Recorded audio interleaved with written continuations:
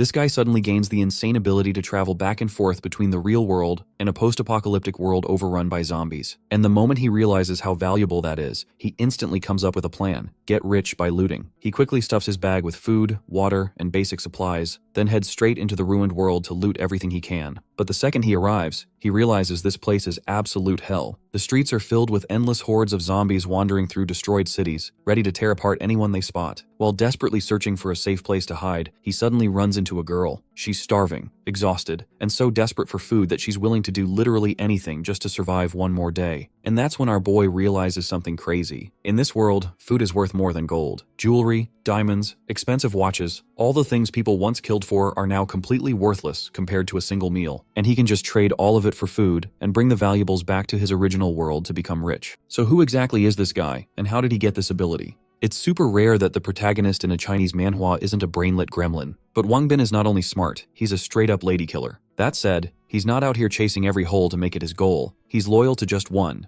Zhao Qian, who's considered the top beauty at their school. Our boy might look like all sunshine and roses on the surface, but he's actually dealing with a financial crisis. Even when he makes some quick cash, he always ends up spending it on his one and only girl. Oh, and did I mention he's also a pro gamer? One day, Wang Bin is sitting in front of his computer when a system notification pops up. It informs him that he completed a test in record time and gathered the most resources, which has earned him a special invitation to enter the apocalyptic world. However, the system warns him that if he dies there, he won't be able to return to his original world. After reading this, Wang realizes that as long as he survives, he can keep bringing valuable items back to his world. He thinks about it for a moment and calmly presses the yes button. The system provides more instructions, and Wang understands that he needs to gather enough supplies to last him 7 days. He only has 4 hours to do this, so he quickly opens his wallet, but there's no money inside. He mutters to himself, remembering that he overspent during his date with Zhao Qian last week. Now he needs to borrow money from his friends, Hongfei and Li Ping. They handed it over without hesitation. However, they also told him to stop spending everything on Zhao Qian and to treat himself once in a while. After getting the money, Wang bought food and supplies that would last him for 7 days in the apocalyptic world. Meanwhile, Zhao Qian is in a car with another boy. When her phone rings, she sees it's a call from Wang. The boy in the car asks about it, but Zhao Qian dismissively replies that it's nothing important. At this moment, Wang feels confused when Zhao Qian abruptly cuts the call, but before he can dwell on it, the ground begins to shake violently. In an instant, he finds himself transported to the apocalyptic world. Looking around, he is startled to see the desolate surroundings,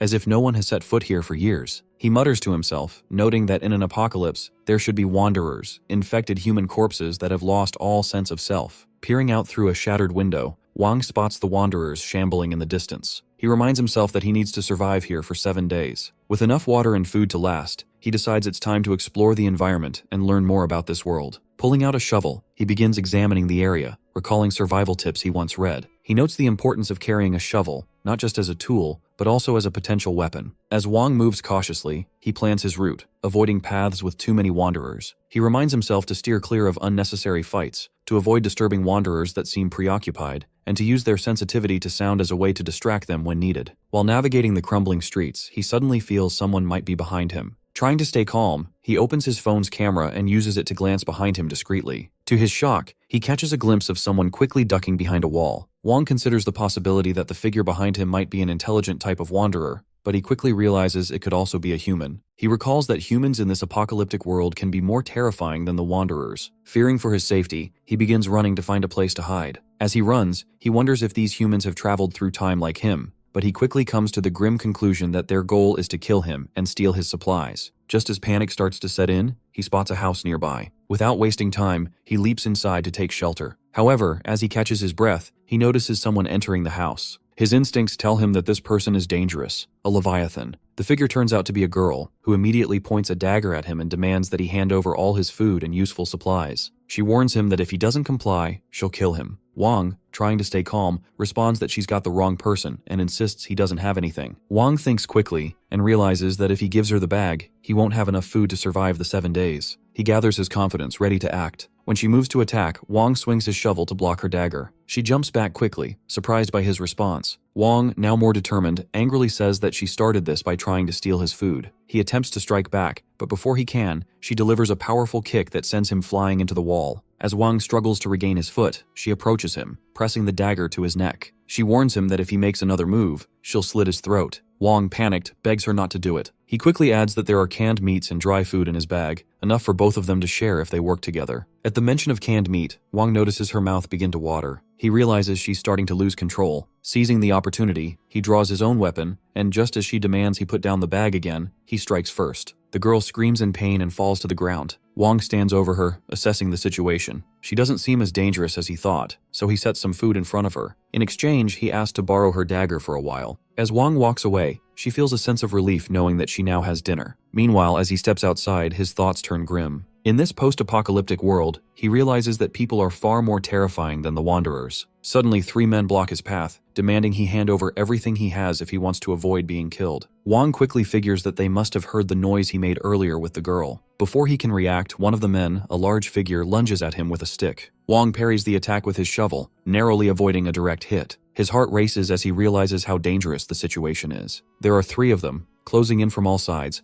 and his stun gun won't be enough to take them all down. The other 2 men taunt him, commenting that he looks yummy and that they'll eat him. In a split second, Wang takes the opportunity to strike one of them, slashing his arm. Blood spills to the ground and the men freeze in shock. They quickly order one of their companions to stop the bleeding, fearing the scent of blood will attract wanderers. Seeing his chance, Wang starts running as fast as he can. As he escapes, he realizes that surviving in this chaotic world is more thrilling than he ever imagined. As Wang runs down the street, he reaches a dead end. He turns around to find the 3 men catching up with him. The injured man growls that he wants revenge for the wound Wang gave him, claiming that Wang's hand is now his. The leader of the group steps forward, demanding to know how Wang dared to hurt someone from their Tiger Head gang. As they approach him, Wang notices the girl watching from the rooftop of a nearby building. The girl silently descends behind the men, and Wang instantly recognizes her. She gestures for him to stay quiet and not reveal her presence. Just as the men prepare to attack, the girl strikes first, throwing a brick at one of the guy's heads. The man falls, stunned. The others look back, shocked, but before they can react, the girl leaps onto the boss from above, landing a powerful kick to his head. She's surprised by his tough body, but she doesn't hesitate. She then orders Wang to return her dagger, and he quickly agrees, thinking it's better to be killed by her than by the men who want to eat him. Just as the boss lunges at the girl, she spots a weak point on his neck and strikes, cutting it deeply. Blood pours from the wound. Wang stands frozen, stunned by what he's just witnessed, as this is the first time he's ever seen someone kill another person. As the other men quickly flee, Wang urges the girl to chase after them, worried they'll return with more enemies. But before he can move, she grabs him by the collar and tells him it's not the time for that. She explains that the noise they made, along with the blood, will soon attract a large group of wanderers. With that, she grabs his hand and pulls him along, urging him to follow her. Wang begins to think that she might actually be a good person. He realizes that if he doesn't make an enemy of her, she could become a powerful ally in this post-apocalyptic world. They soon reach a safe spot, and as Wang looks out the window, he sees groups of wanderers moving outside. He feels a sense of relief, thinking that his high school running days have paid off. After being dragged around for an hour, he's glad he was able to keep up.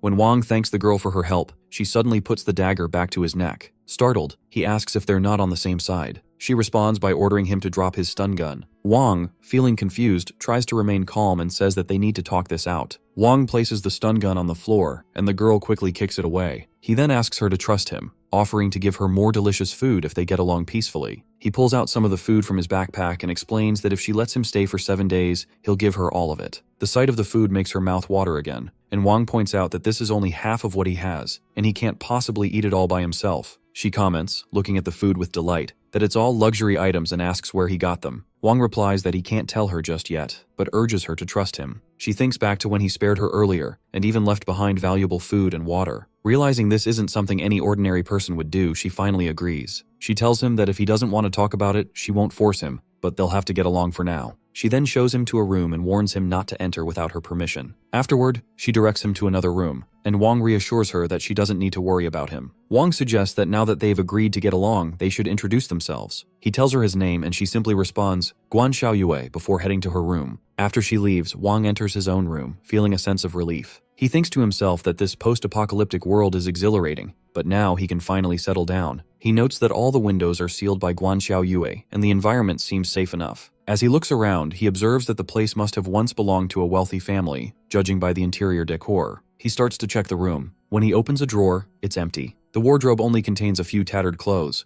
which he figures makes sense since the place has likely been searched by others. But when he opens another drawer, he's surprised to find it filled with jewelry, a necklace, and other pieces. He remarks that if the necklace is real, it could be worth hundreds of thousands in his world. The other jewelry could make a fortune for him as well. Wong feels excited at the thought of getting rich. He imagines that once he has enough money, he'll be able to propose to Zhao. However, he also realizes that the jewelry belongs to Guan, so he decides he should ask her first. With that in mind, he heads to Guan's room, eager to ask her about the gemstones he found. But when he enters, he is startled to see her changing clothes. Embarrassed, he quickly apologizes and leaves, leaving Guan confused about his sudden behavior. As Wong walks away, he realizes it was inappropriate to just walk in without warning. When Guan asks what he wanted, he explains that he was hoping to ask if she would sell him the jewelry from the room. She steps out, casually telling him that he can take them if he wants, since no one else wants them. While eating chips, Guan casually mentions that this used to be a wealthy neighborhood, and many of the houses here have a lot of jewelry. She then asks Wong why he wants these items, as they can't be eaten or traded. Wong replies that these things are very useful to him. She shrugs and tells him she'll take him around to look for more once she's finished eating. Afterward, they find more jewelry, and Wong can't help but think how rich he's going to be. He estimates that everything here combined must be worth millions. He asks Guan again if she's sure she doesn't want any of it. She confirms, adding that since they're here, she remembers a room with a huge safe. Wong's curiosity piques and he eagerly asks her to show him. When they arrive, she explains that the safe has a lock and that she had tried many times to open it, but failed. Wong examines it and comments that most valuable safes are connected to alarm systems. If there were power, multiple failed attempts would trigger an alert to the police. But since the power is out, they have all the time they need to try as many times as they want. He starts entering the password, but the safe doesn't open. Guan tells him to keep trying while she goes off to check if there's anything else around. As Guan leaves, Wong enters another password into the safe, and to his surprise, it opens. Inside, he finds numerous gold bars, jewelry boxes, and other valuables. He grins and says he'll take all of it, except for the money, as it won't be useful in his world. After gathering everything, they head back home. While Wong examines the items, Guan, still eating, comments that he's been staring at those useless things ever since he returned. Wong explains that he has a way to make them valuable and trade them for more of the delicious food she's holding. Surprised, she asks if she brings him more of these things. Will he give her even more food?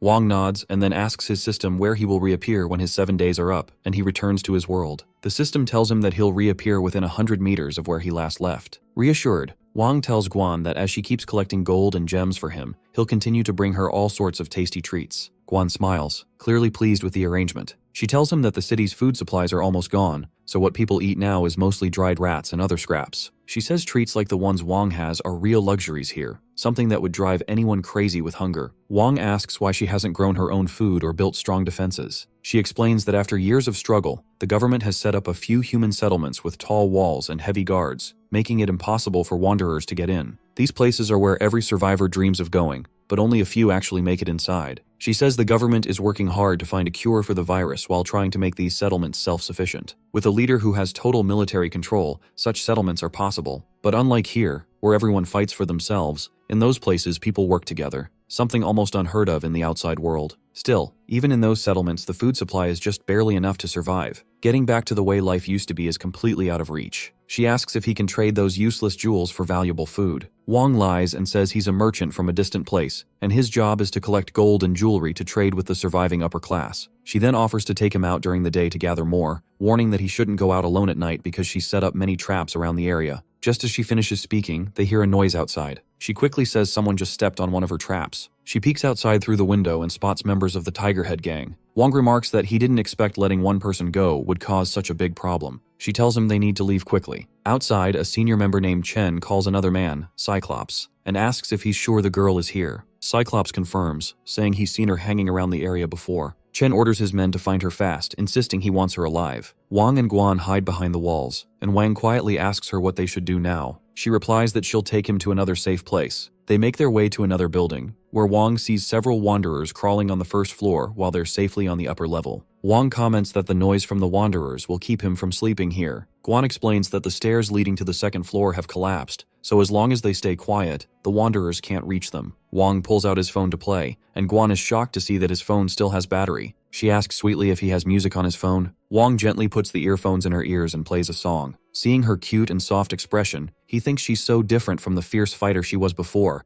Now she's just a normal girl again. They sit together, and as the gentle music plays, tears well up in her eyes. Memories of happy times with her parents flood her mind. She hands the earphones back to Wang and comments that if they keep listening, his phone battery will die fast. Wang asks why she's crying. She explains it's been a long time since she heard music like this, and the song brings back memories of her parents. Then Wang puts the earphones back on her and says they should finish the song together. He also promises to bring her another phone and some power banks next time, which makes her smile. Looking at her face, Wang thinks she's really cute, but he quickly reminds himself to stay focused as he already has a girlfriend, Zhao, and he can't think about anyone else. By morning, Wang and Guan are still peacefully asleep, with the soft music still playing. When they wake up, Guan begins to explain some important details about the city. She pulls out a map and points to the Western District, telling him that the Tiger Head Gang controls this area. She adds that the 3 men who surrounded Wang last night were from the Tiger Head Gang, which is the most powerful gang in this part of the city. Guan explains that if there hadn't been so many wanderers around at the time, the gang wouldn't have let even one person escape with information. She goes on to mention that the leader of the Tiger Head Gang is a man named Hu, who commands over 60 men and has more than 10 firearms. Their base is in the Rainbow Elite Tower, the tallest building on the west side of the city. The tower is well maintained and even has a large supermarket inside. Wang comments that with over 60 men and firearms, seeking revenge on them seems impossible.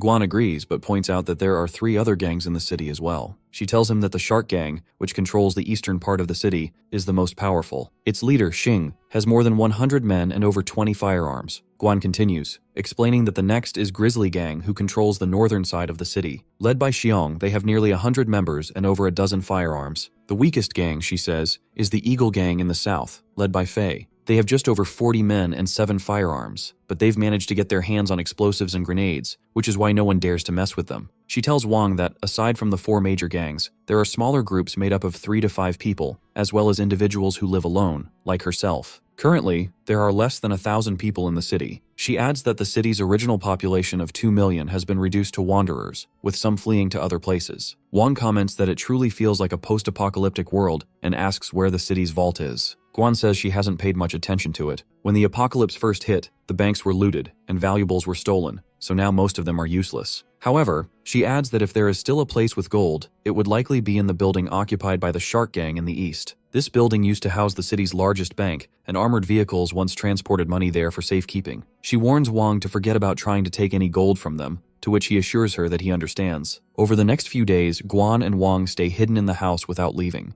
Occasionally, they notice people passing by downstairs who seem to be from the Tiger Head Gang, but because the building is full of wanderers, those gang members don't dare come close. Now it's the day Wang must return to his world. He packs his backpack and gently tells Guan that he's decided to leave all the food and drinks for her. She is surprised and asks how he plans to survive if he gives her all the food. He reassures her, saying he will be gone for 7 days and that she must take good care of herself while he's away. He also promises that after 7 days, he will come back here to find her. Hearing this, Guan hugs him cutely and asks him to take her with him. Wang apologizes, explaining that he has to leave for 7 days and can't bring her along, but he promises he'll return and bring more food and useful things for her. She agrees, and after that, as Wang stands in his room waiting for the time to teleport back to his world, he thinks that he shouldn't have told anyone where he would return. However, after spending these few days together, he feels he can trust Guan, believing she is a very reliable person. He also realizes that it was he who dragged her into this situation, making her a target of the Tiger Head Gang. Once he returns to his world and sells the jewelry and gold bars, he plans to bring her something nice as a way to repay her. As Wang thinks about this, Guan sits sadly outside his room. Suddenly, the time arrives for him to return to his original world. When Guan opens the door to check on him, she feels even sadder to find that Wang has already disappeared. Meanwhile, in Wang's world, a girl and a boy are sharing a romantic moment under a tree. Suddenly, Wang appears, teleporting into the grass. He feels relieved to be back. Apologizing for interrupting, he takes a deep breath of the fresh air and says that compared to the post-apocalyptic world, this place feels like heaven. He adds that since his backpack is now full of jewels and gold, he needs to quickly share the good news with Zhao. He calls her and asks to see her. Jay replies that she's currently looking at houses with his family, but will contact him later. Wang asks which property she's interested in, saying he'll come there. At that moment, Zhao's boyfriend approaches her and tells her to be honest with Wang, so he will immediately pay for the new house. Zhao then tells Wang to come to the sales office at Jinbi Lucheng. Wang feels excited, ends the call, and says to himself that he'll sell the jewelry and gold first, then surprise Zhao with a villa. Then Wang goes to the jewelry store and finds a receptionist standing at the counter. He asks her about the manager, wanting to discuss something with him. The girl, however, responds with some attitude, saying that the manager is busy and he'll have to talk to her instead. Wang calmly tells her that she's not the one who makes decisions here. Annoyed, she orders him to leave and stop disturbing their business. Wang then shows her the gemstone. She inspects it briefly, but since she doesn't recognize its quality, she rudely remarks that she'll call security to report the fake. Just as she's about to continue, the manager arrives. He introduces himself and asks if he can take a look at the gemstone's quality. When Wang shows it to him, the manager is visibly surprised by its purity. The receptionist then mentions that Wang is a troublemaker, but the manager, named Zhang, orders her to go make tea for the gentleman. Zhang takes Wang into the VIP room to discuss further. While Wang drinks a cola, Zhang continues to examine the gemstone. Wang tells him that if the price Zhang offers is too low, he'll go elsewhere. But if the offer is fair, he'll sell it to him. Zhang starts to sweat, realizing he's dealing with something valuable. Wang starts to feel a bit nervous as Zhang takes his time to make an offer. Suddenly, Zhang breaks the silence, offering 8 million for the gemstone. Wang tries to mask his disappointment, pretending not to agree. Zhang, thinking that Wang might leave if he doesn't raise the price, quickly adds an extra 500,000, explaining that the price accounts for design fees, processing costs, labor, and taxes. Wang, on the inside, is thrilled. After sipping his tea, he agrees to the deal, mentioning that if it weren't for his family's financial struggles, he'd never have considered selling the gem. He then tells Zhang that he has 9 more gemstones to sell and asks if he's interested in buying them. Zhang is stunned and quickly agrees to buy the additional gems. After the sale, Wang leaves the store, and both Zhang and the receptionist bid him farewell. Zhang tells the girl that she nearly caused the company a huge loss. The girl apologizes, and Zhang orders her to take extra care of Wang when he returns. Meanwhile, Wang sits in the taxi, checking his account on his phone. His balance now shows 64 million. He reflects on how just yesterday he had nothing, and now, out of nowhere, he's suddenly made a fortune. Wang thinks to himself that there are still some gold bars in his bag, but he'll need to find another shop to sell them. He doesn't want to seem suspicious by selling everything at one place. He then asks the driver to take him to Jinbi Lucheng. Once he arrives, Wang comments that even though he now has tens of millions in his account, he still feels a bit nervous. This is his first time attending a sales event for such high-end properties, something he could never have dreamed of before. But now things are different. He's planning to buy villas for his parents in Zhao. As he reflects on this, his phone suddenly rings. It's Zhao, but Wang gets surprised when he sees another boy named Li standing next to her. Wang asks about him and Zhao seems nervous. Li then chimes in, asking Zhao how she could choose a boyfriend who dresses like a beggar. As Wang stands there, everyone around them starts to focus on the scene, making comments about his appearance. Some remark that he looks like a construction worker, based on his outfit. Zhao then turns to Wang and tells him, without hesitation, that they need to break up. She explains that with graduation approaching and the reality of facing society, she has found someone who can take care of her, someone willing to buy a house for her. Wang tries to reason with her, telling her that he can take care of her too. He asks if this new guy is forcing her to say these things. Li, who is standing beside Zhao, speaks up angrily, warning Wang not to point a finger at him again or he'll cut it off. Wang, equally upset, glares back. Zhao intervenes, ordering Wang to leave immediately. Then Li taunts Wang, asking him what he plans to do now, claiming that he's already touched every part of Zhao's body. Hearing this, Wang kicks Li hard in the chest, which causes him to fall back. Zhao grabs Wang's hand, trying to stop him, but Wang, filled with anger, responds that no one can stop him now. In response, Zhao slaps him hard across the face and firmly declares that their relationship is over. She tells him she would never be with someone as disgusting as him, a stinking beggar. She then turns to Li, asking if he's alright. At this moment, Wang realizes that a house, something material, has triumphed over the years of their relationship. As this realization sinks in, 2 security guards approach. The manager girl tells them to get rid of Wang, but the sales director arrives just in time. He calmly orders Wang to leave, warning that if they force him out, it could lead to serious consequences. Wang asks if this is how they treat their guests. The girl asks what kind of guest he is, as the cheapest suite in the place costs 5 to 6 million. While she's speaking, the sales director steps forward, reprimanding the girl for not handling the situation. He tells her that if she can't manage a guest like Wang, she doesn't belong on his team. Wang then tells the sales director that he came here to buy property, but with such terrible service from his staff and security, he's no longer interested. The sales director apologizes but comments that Wang is causing trouble and even injuring their clients. He warns that if Wang isn't actually a client, they may have to call the police. Wang repeats that he was genuinely interested in buying their property, but now he feels their standards are too low, and he's lost interest. The sales director and the girl are both taken aback by his words. As Wang begins to walk away, he wishes Zhao good luck in her life. The sales director quickly stops him and asks what his budget is for a house. Wang responds that he's only looking for a villa worth over 20 million. The girl is shocked, but the sales director reassures him that they can meet his request. He mentions a newly built villa by Emerald Lake, starting at just 20 million, and offers to take Wang to see it. However, he asks Wang for proof that he is capable of purchasing such a property. Wang agrees, but with a smirk, adds that if he provides the proof, the 2 guards and the girl will need to kneel and crawl 3 times around the sales hall. The sales director agrees to the terms. At this moment, Zhao tells her boyfriend Li to stay out of it, but Li isn't having it. He pushes Zhao aside and charges at Wang, aiming to punch him. Just as Li gets close, Wang pulls out a gold bar and strikes him across the face. Li stumbles back, blood beginning to trickle from his wound. Everyone around them is stunned, staring in shock at the gold bar Wang is holding. Wang calls Zhao and tells her that if she ends up with someone who doesn't value her, it's clear she doesn't deserve him. He bids her farewell and walks away. The girl, watching the scene unfold, angrily mutters that Wang has just knocked out her major client. Meanwhile, the salesman is still in awe of the gold bar. Wang then pulls up one of his bank accounts on his phone, showing a balance of 70 million. The salesman is completely stunned. He immediately apologizes to Wang for his earlier behavior and declares that Wang will be his most esteemed guest from now on. He then orders the girl and the 2 security guards to kneel and crawl around the hall, warning them that if they don't, they'll be fired. Shocked, the 3 of them reluctantly agree to comply. The crowd begins snapping pictures of Wang, and the salesman asks if Wang is now satisfied with how the situation was handled. Wang doesn't seem entirely pleased, so the salesman orders the girl and security guards to do an additional 100 laps around the hall. Later, Wang relaxes in a bath, reflecting on his recent purchase of a luxury villa worth 30 million. He didn't buy it out of spite. He needed a safe, private place. He tells himself that when he returns, he must be even better prepared,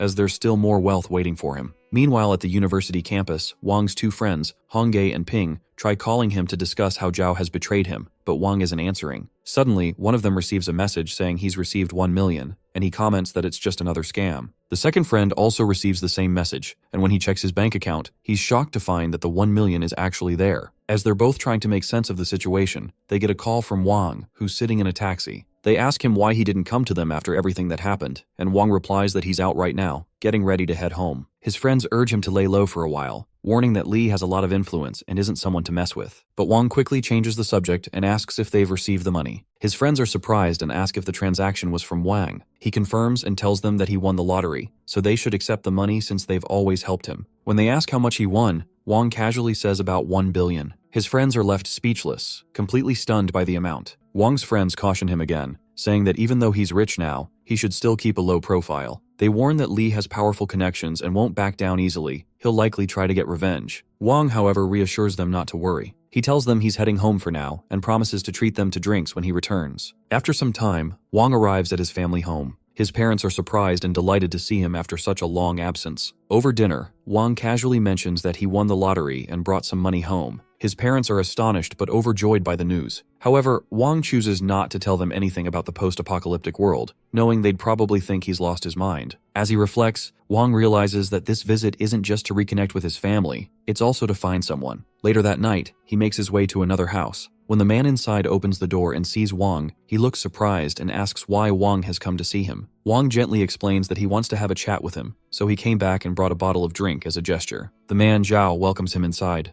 As they settle in, Wang recalls that Zhao, an older man, had a passion for hunting in his younger days. Back then, Zhao owned not just gunpowder firearms but also air guns. However, with stricter state regulations on firearms in recent years, Zhao rarely ventures into the mountains for hunting anymore. Zhao pours them some drinks and offers his help, saying that if there's anything he can assist with, he'll gladly do so. Wang expresses his gratitude and explains that he came specifically to buy Zhao's airgun. Zhao looks surprised and asks if Wang plans to do something illegal. Wang quickly reassures him, saying that he's about to graduate and has found a remote spot with his classmate where they want to practice hunting small animals. He adds that it's all for recreation, which is why he's interested in the airgun. After hearing this, Zhao nods and agrees to lend him the airgun, refusing to accept any payment for it. A moment later, Zhao returns with the airgun, advising Wang to enjoy it responsibly. Along with the airgun, he hands Wang a tranquilizer gun and a small container of tranquilizer solution. Zhao cautions him, explaining that the solution is strong enough to knock out a wild boar, and inhaling too much could be fatal. After taking the airgun from Zhao and saying goodbye to his parents, Wang heads back to the city. He prepares to enter the post-apocalyptic world once again, thinking to himself that this time, he's fully prepared. Not only has he stocked up on plenty of food,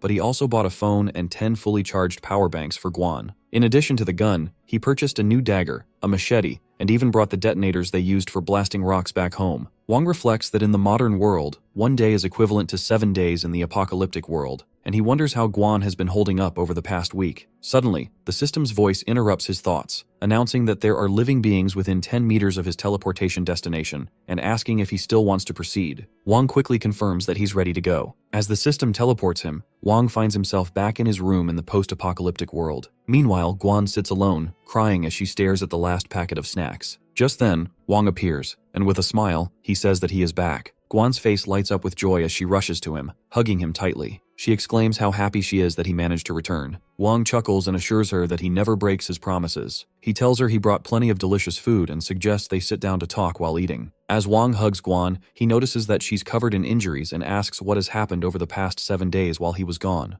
Guan explains that, in addition to the Tiger Head gang, several others have been looking for them, likely following orders from the gang's leader. She admits that she didn't know how Wang had left, so she spent a lot of time searching for any news about him. Wang realizes that Guan is even more concerned about him than Zhao Qian has been. Feeling a surge of protectiveness, Wang pulls Guan into a tight hug and promises her that those who hurt her will pay for what they've done. Then Wang starts showing Guan the things he brought back, and when she sees the air gun, her face lights up. She comments that, while it doesn't have the same power or range as a rifle, it can still be lethal. Wang reassures her that the air gun is quiet and highly concealable, and now it's all hers to keep. Next, he shows her the food he brought, mentioning that it's enough for both of them to last a whole month. Guan is amazed and starts eating eagerly, while Wang watches her. Noticing his gaze, she asks why he isn't eating and offers him some food. Wang then gives her a phone, telling her that he also brought over 10 fully charged power banks, so she's set for a long while. When Guan sees the phone, tears well up in her eyes as she tells him he's so kind to her. She adds that since the apocalypse and the loss of her parents, no one has treated her with the same care he has. Wang gently asks her not to cry, and reminds her that they'll still listen to music together, trying to comfort her. Wang reflects on the situation while he was away, noting that the food shortage had sparked a conflict between the Tiger Head gang and the Grizzly gang. Fortunately, the skirmish resulted in only a few casualties on both sides. He also observes that some people are preparing to evacuate the area in search of government shelters,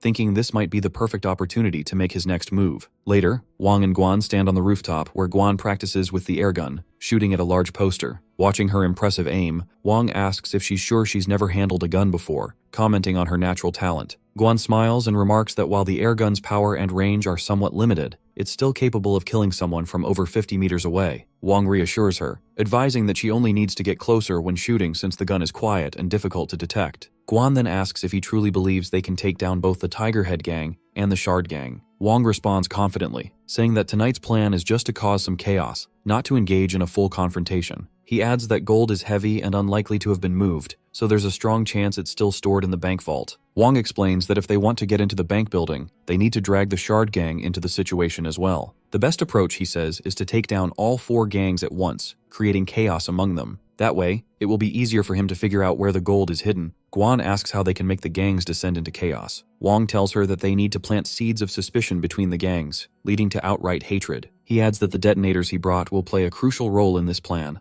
Right now, only the Grizzly gang has explosives and grenades, so by using the detonators, they can make Brother Hu believe that the Grizzly gang is the one responsible for attacking them. Guan praises Wang for his plan, but Wang points out that with so many people involved, they'll likely have sentries posted at night, making it difficult to sneak in. Wen reassures him, saying there's no need to worry. She explains that without electricity at night, the guards usually go to sleep around 8 or 9 o'clock. She also mentions that she's very familiar with the Rainbow Elite Tower, noting that it has many entrances and exits that the guards can't possibly cover all at once. Wang feels relieved, realizing that this makes their mission much easier. He tells her to get ready, as they'll be heading out tonight. Later that night, the two of them enter the building through a secret route. Wang is surprised to see that the place is practically unguarded, just as Guan had said. As they move forward, Wang and Guan notice a boy sleeping in a chair. Wang whispers that they don't need to wake him, and that their target is the 5th floor. He explains that the guards on the 1st floor are too relaxed, which suggests that the valuables are hidden on the higher floors. He believes the 4th floor is where the core members and elites of the gang are staying, while the leader likely resides on the 5th floor. That's also probably where they're storing their supplies. Wang decides that they'll target the 5th floor, locate the supplies, and blow them up.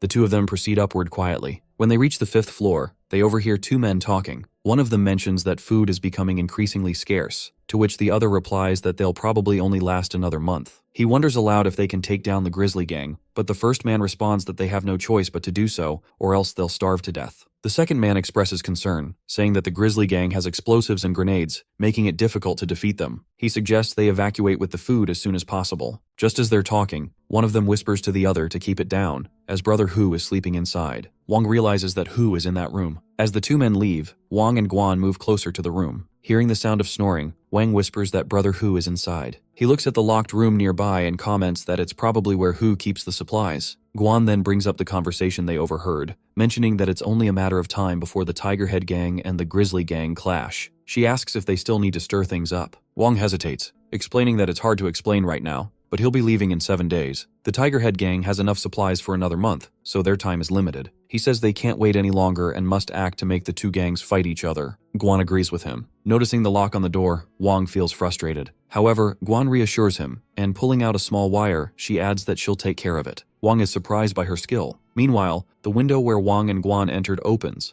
and the wanderers begin to sneak inside. Hearing the noise, the guy sleeping in the chair wakes up, shocked. The other gang members hear the commotion and realize something is happening on the second floor, so they rush to check. At the same time, Wang and Guan successfully unlock the door and find the supplies the Tiger Head Gang has been storing. Wang tells Guan they need to quickly set the explosives and get out. Suddenly, they hear the gang members shouting outside that the wanderers have broken in. Wang warns Guan that the gang is now on high alert, so they have to move fast. Meanwhile, some men go to wake Hu up. When they knock on his door, Hu angrily bursts out and punches one of them in the face, saying he already told them not to wake him while he's sleeping. But when they tell him the wanderers have broken into the building, Hu is shocked and rushes to the storeroom. Inside, he sees liquor spilled on the floor and dynamite scattered around. He's stunned, and then suddenly an explosion blasts through the room, knocking them back. Hu angrily shouts that the Grizzly Gang used dynamite to blow up his supplies. At that moment, Wang and Guan are escaping through pipes in the ceiling. Seeing the chaos below, Wang thinks their plan is working perfectly. Now they just have to wait for the Tiger Head Gang and the Grizzly Gang to start fighting. After that, they will find a way to turn the Shark Gang and Eagle Gang against each other. When Guan climbs down from the pipe, she quietly tells Wang it's safe to come down.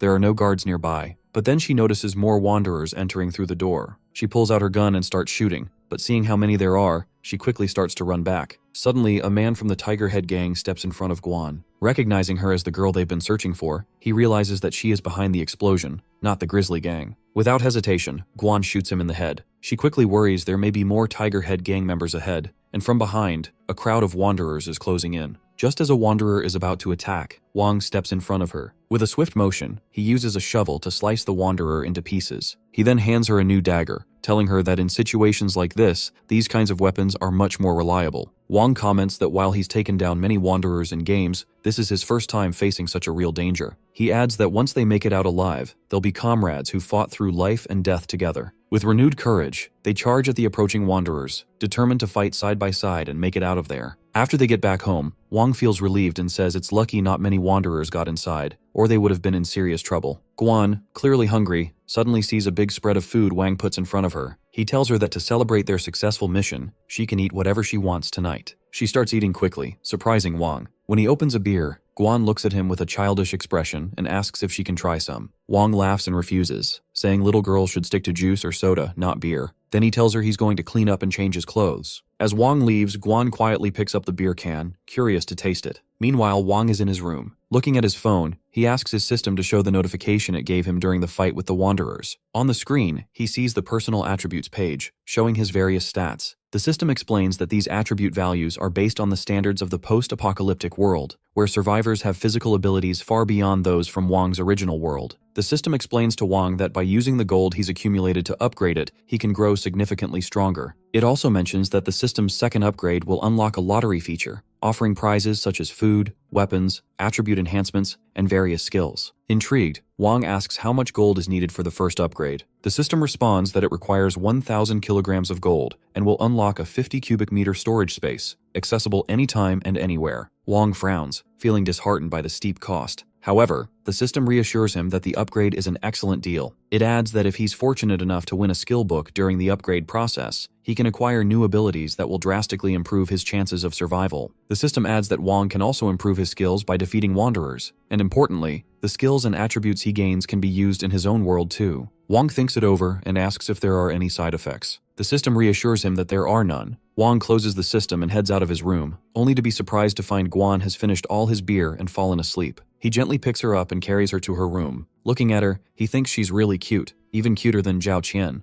Suddenly, he snaps out of it and quickly leaves the room. Behind him, Guan wakes up and feels a bit disappointed that Wang didn't do anything and just left. The next morning, Wang and Guan head toward the East City. As they walk through the streets, Guan suddenly stops and sniffs the air. Amazed, she says she smells someone cooking meat nearby. Wang confirms it, but then he sees her start running toward the smell. He quickly stops her, warning that it might be a trap. Meanwhile, a man named Chen stands with his men nearby. He also smells the meat and orders his group to follow him. From a rooftop, Wang and Guan watch them. Wang says Chen looks familiar, and Guan confirms it's the same Chen who used to be with the Tiger Head Gang, but recently joined the Shark Gang because he knew the Tiger Head Gang's supplies were running low. Suddenly, a girl's voice calls out from a nearby building. She orders Chen to stop or she'll shoot. Chen recognizes her as Meow and asks why she's there. He says he came because he heard she recently caught a wild boar, and they want to try some. At this moment, Guan informs Wang that the woman, Meow, was a police officer before the apocalypse. After the world fell apart, she turned this building into her base. Her team includes an older police officer named Cheng Ping, who seems to be her mentor. Besides them, there are 5 or 6 non-combatants, mostly children and women. When Wang asks why Meow hasn't left this place, Guan explains that Cheng Ping has a severe foot injury, which has forced Meow to stay behind to care for him. Wang remarks that this shows Meow is a loyal person. Guan then asks if Wang is considering helping them. He nods, saying they might need allies if they want to take down the Shark Gang.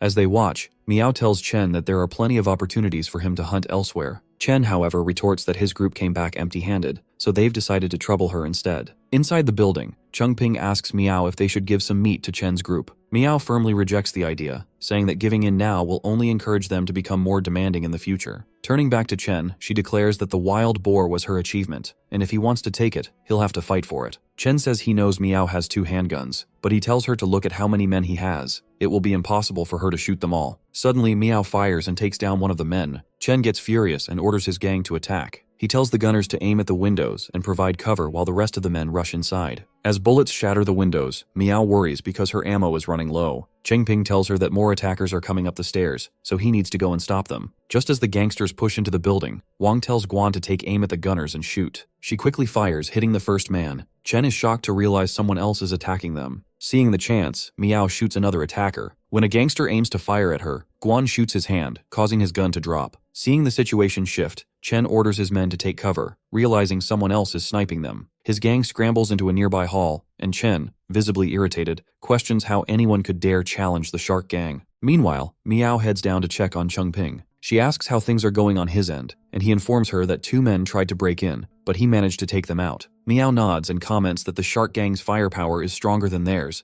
but it seems like someone else was helping them earlier. Because of this, the gang's gunners have retreated into the shadows and stopped firing. In the hall, Chen's men, growing nervous, ask him what their next move is, suggesting that surrender might be the only option. Chen, however, remains calm and confidently tells Meow that they need to approach her and talk things through. Hearing this, Meow asks if Chen wants to negotiate now. When she gives him permission to speak, Chen requests that she tell his friend to let them go, promising he will never bother her again. Cheng Ping asks Meow what they have to do with Chen. Meow responds by saying they must not let Chen know the people outside aren't on their side. She then loudly declares that the Shark Gang has already surrendered and should be left alone. Guan turns to Wang, unsure of their next move. Wang tells her he will handle Meow and instructs her to follow his orders. Assuring Meow he won't harm the Shark Gang, Wang signals Guan. But as soon as the men step out of the shadows, Wang orders Guan to shoot. She follows his command, taking the group by surprise. In the chaos, Chen grabs one of his own men as cover and begins to escape. Guan alerts Wang that Chen is getting out of her range and she can't hit him. Wang remains calm, telling her to relax and wait. He then steps forward, approaching Meow with a snack in hand. When Meow and Cheng Ping see him, they're confused by his intentions. Wang reassures them, saying there's no need to be afraid as he just wants to talk. Meow firmly tells Wang that if he's here to talk about food, he can leave. However, Wang explains that he wants to work with them and has brought some food as a gift for their first meeting. Noticing their hesitation fading, Wang adds that he's willing to eliminate the local gangs to ensure they can live in a stable environment. After a brief discussion, Cheng Ping and Meow decide to hear him out. Meow agrees to talk and invites Wang inside the building. As soon as he steps in, Meow surprises him by placing a gun to his head and ordering him to drop everything he's carrying.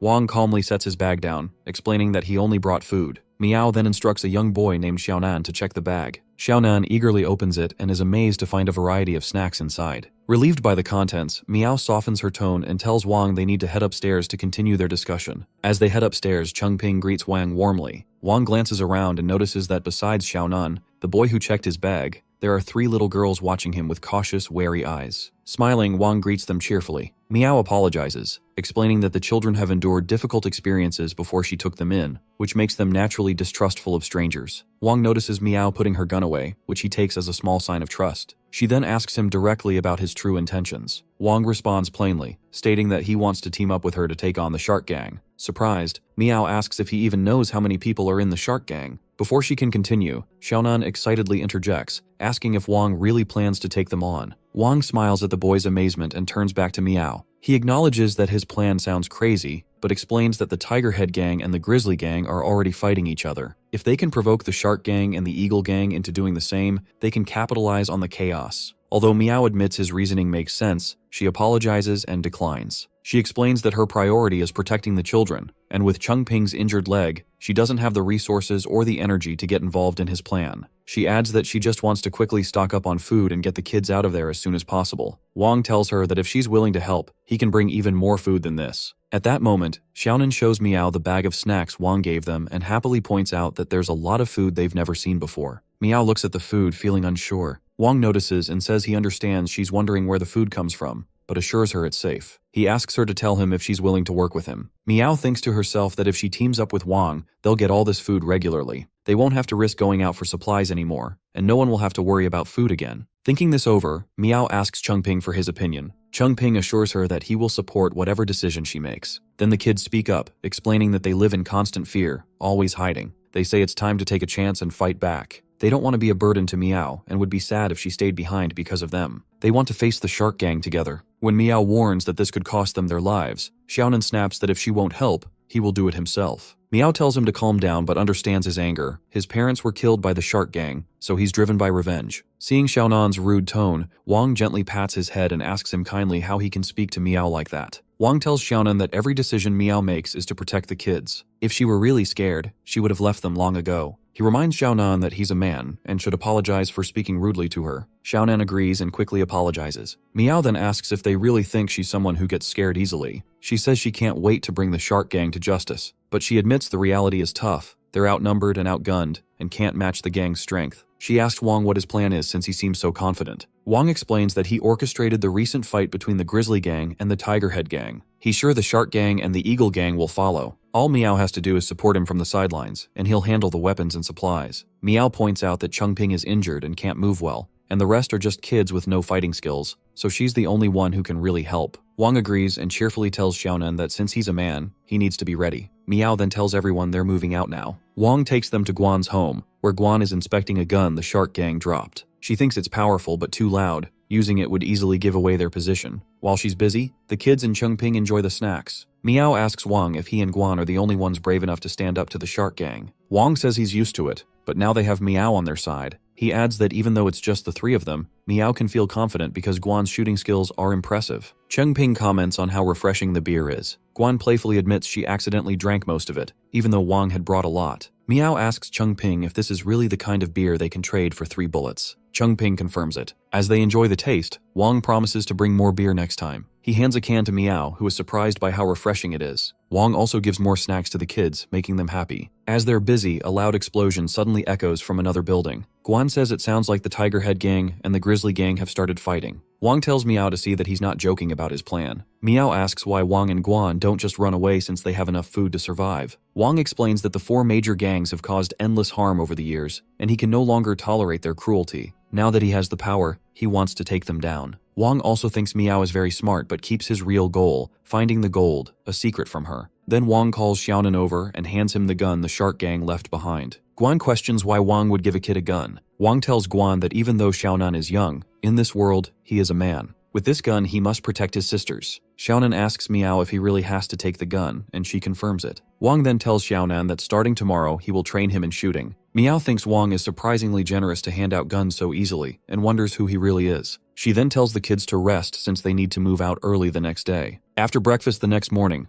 Guan, Meow, and Wang head toward the Shark Gang's hideout. Since Meow knows the Eastern District well, they quickly reach a building near the gang's base. However, the Shark Gang's security is tighter than they expected, so their only chance is to catch them off guard. From above, the 3 watch the gang members below. Wang notes that only a few have firearms. Most carry clubs and knives. Meow says they must take out those with guns first. As the gangsters move around, suddenly Meow shoots one man in the head. The gangsters become alert but still can't pinpoint where the shot came from. Meow and Guan start shooting at the men with guns, but Wang quickly stops them both. He says that's enough for now. They need to cause some trouble for the Eagle Gang next. Soon after, the Shark Gang boss arrives, furious about the attack. One of his workers tells him that the Grizzly Gang and the Tiger Head Gang are already at war, so it must be the Eagle Gang daring enough to strike them. The workers say they need to wipe out the Eagle Gang, but the boss stops them, sensing something is off. He says there's no way the Eagle Gang would risk starting a war with them. He suspects someone else is trying to stir up trouble between the two gangs. When a man named Biao asks what to do, the boss tells him to take some men and check if any outsiders have entered town recently. He also orders Biao to call everyone back, saying they need to strengthen their forces given the situation. As they leave, the boss thinks to himself that since the Tiger Head Gang and the Grizzly Gang are already fighting, he can use this chance to take over the Eagle Gang and then deal with the others one by one. Back at the gang hideout, the boss is playing a table game when some men suddenly rush in with bad news that a fire has broken out at a nearby post, to which the boss gets shocked. Wang and Meow gather the guns after taking down the men from the Eagle Gang. Wang thinks to himself that now everyone has a weapon. As they talk, Guan arrives holding a torch and tells Wang she's already set their outpost on fire, just like he asked. Wang replies that it's time to get out since the mission is complete. Wang reflects on how, overnight, all four gangs have been forced into action. The fight between the Tiger Head Gang and the Grizzly Gang has escalated,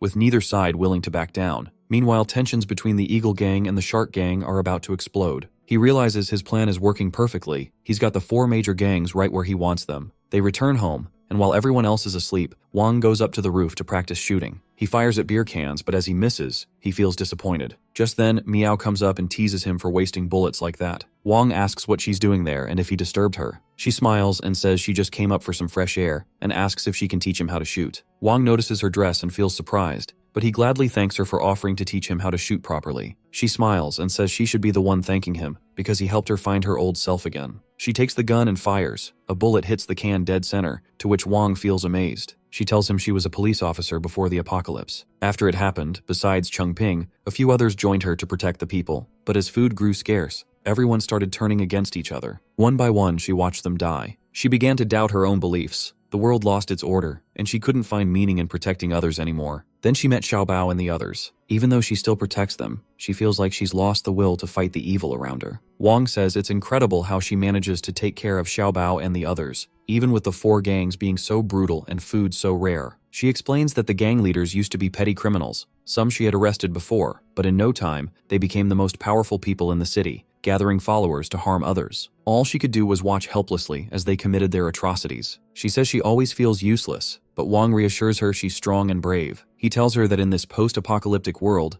just not holding grudges is already a big deal. Not only has she kept her morals, but she's also stayed kind and taken care of Xiaobao and the others. Compared to him, he says, she's truly remarkable. Then he asks if she's going to teach him how to shoot. She moves closer, takes his hand, and helps him aim at the cans. She tells him that once he learns the basics and trusts his instincts, he can become a sharpshooter too. She explains that he needs to focus all his attention on one spot, then line up the sight, the muzzle, and the target in a straight horizontal line. He concentrates hard, pulls the trigger, and is surprised when the bullet hits the can dead on. She tells him that with regular practice, his shooting will keep improving. Wang says that once they deal with the enemies here, they'll have to take Bao to the meeting place together. She asks if he really wants to bring them along, and he confirms, adding that after finishing some tasks, they'll leave this place as a group. She tells him to save that talk for later and focus on practicing shooting for now. While they're busy, Guan watches from a corner and feels a little jealous that Meow is getting closer to Wang. Meanwhile, the fight between the Tiger Head Gang and the Grizzly Gang grows more intense, with constant gunfire and explosions.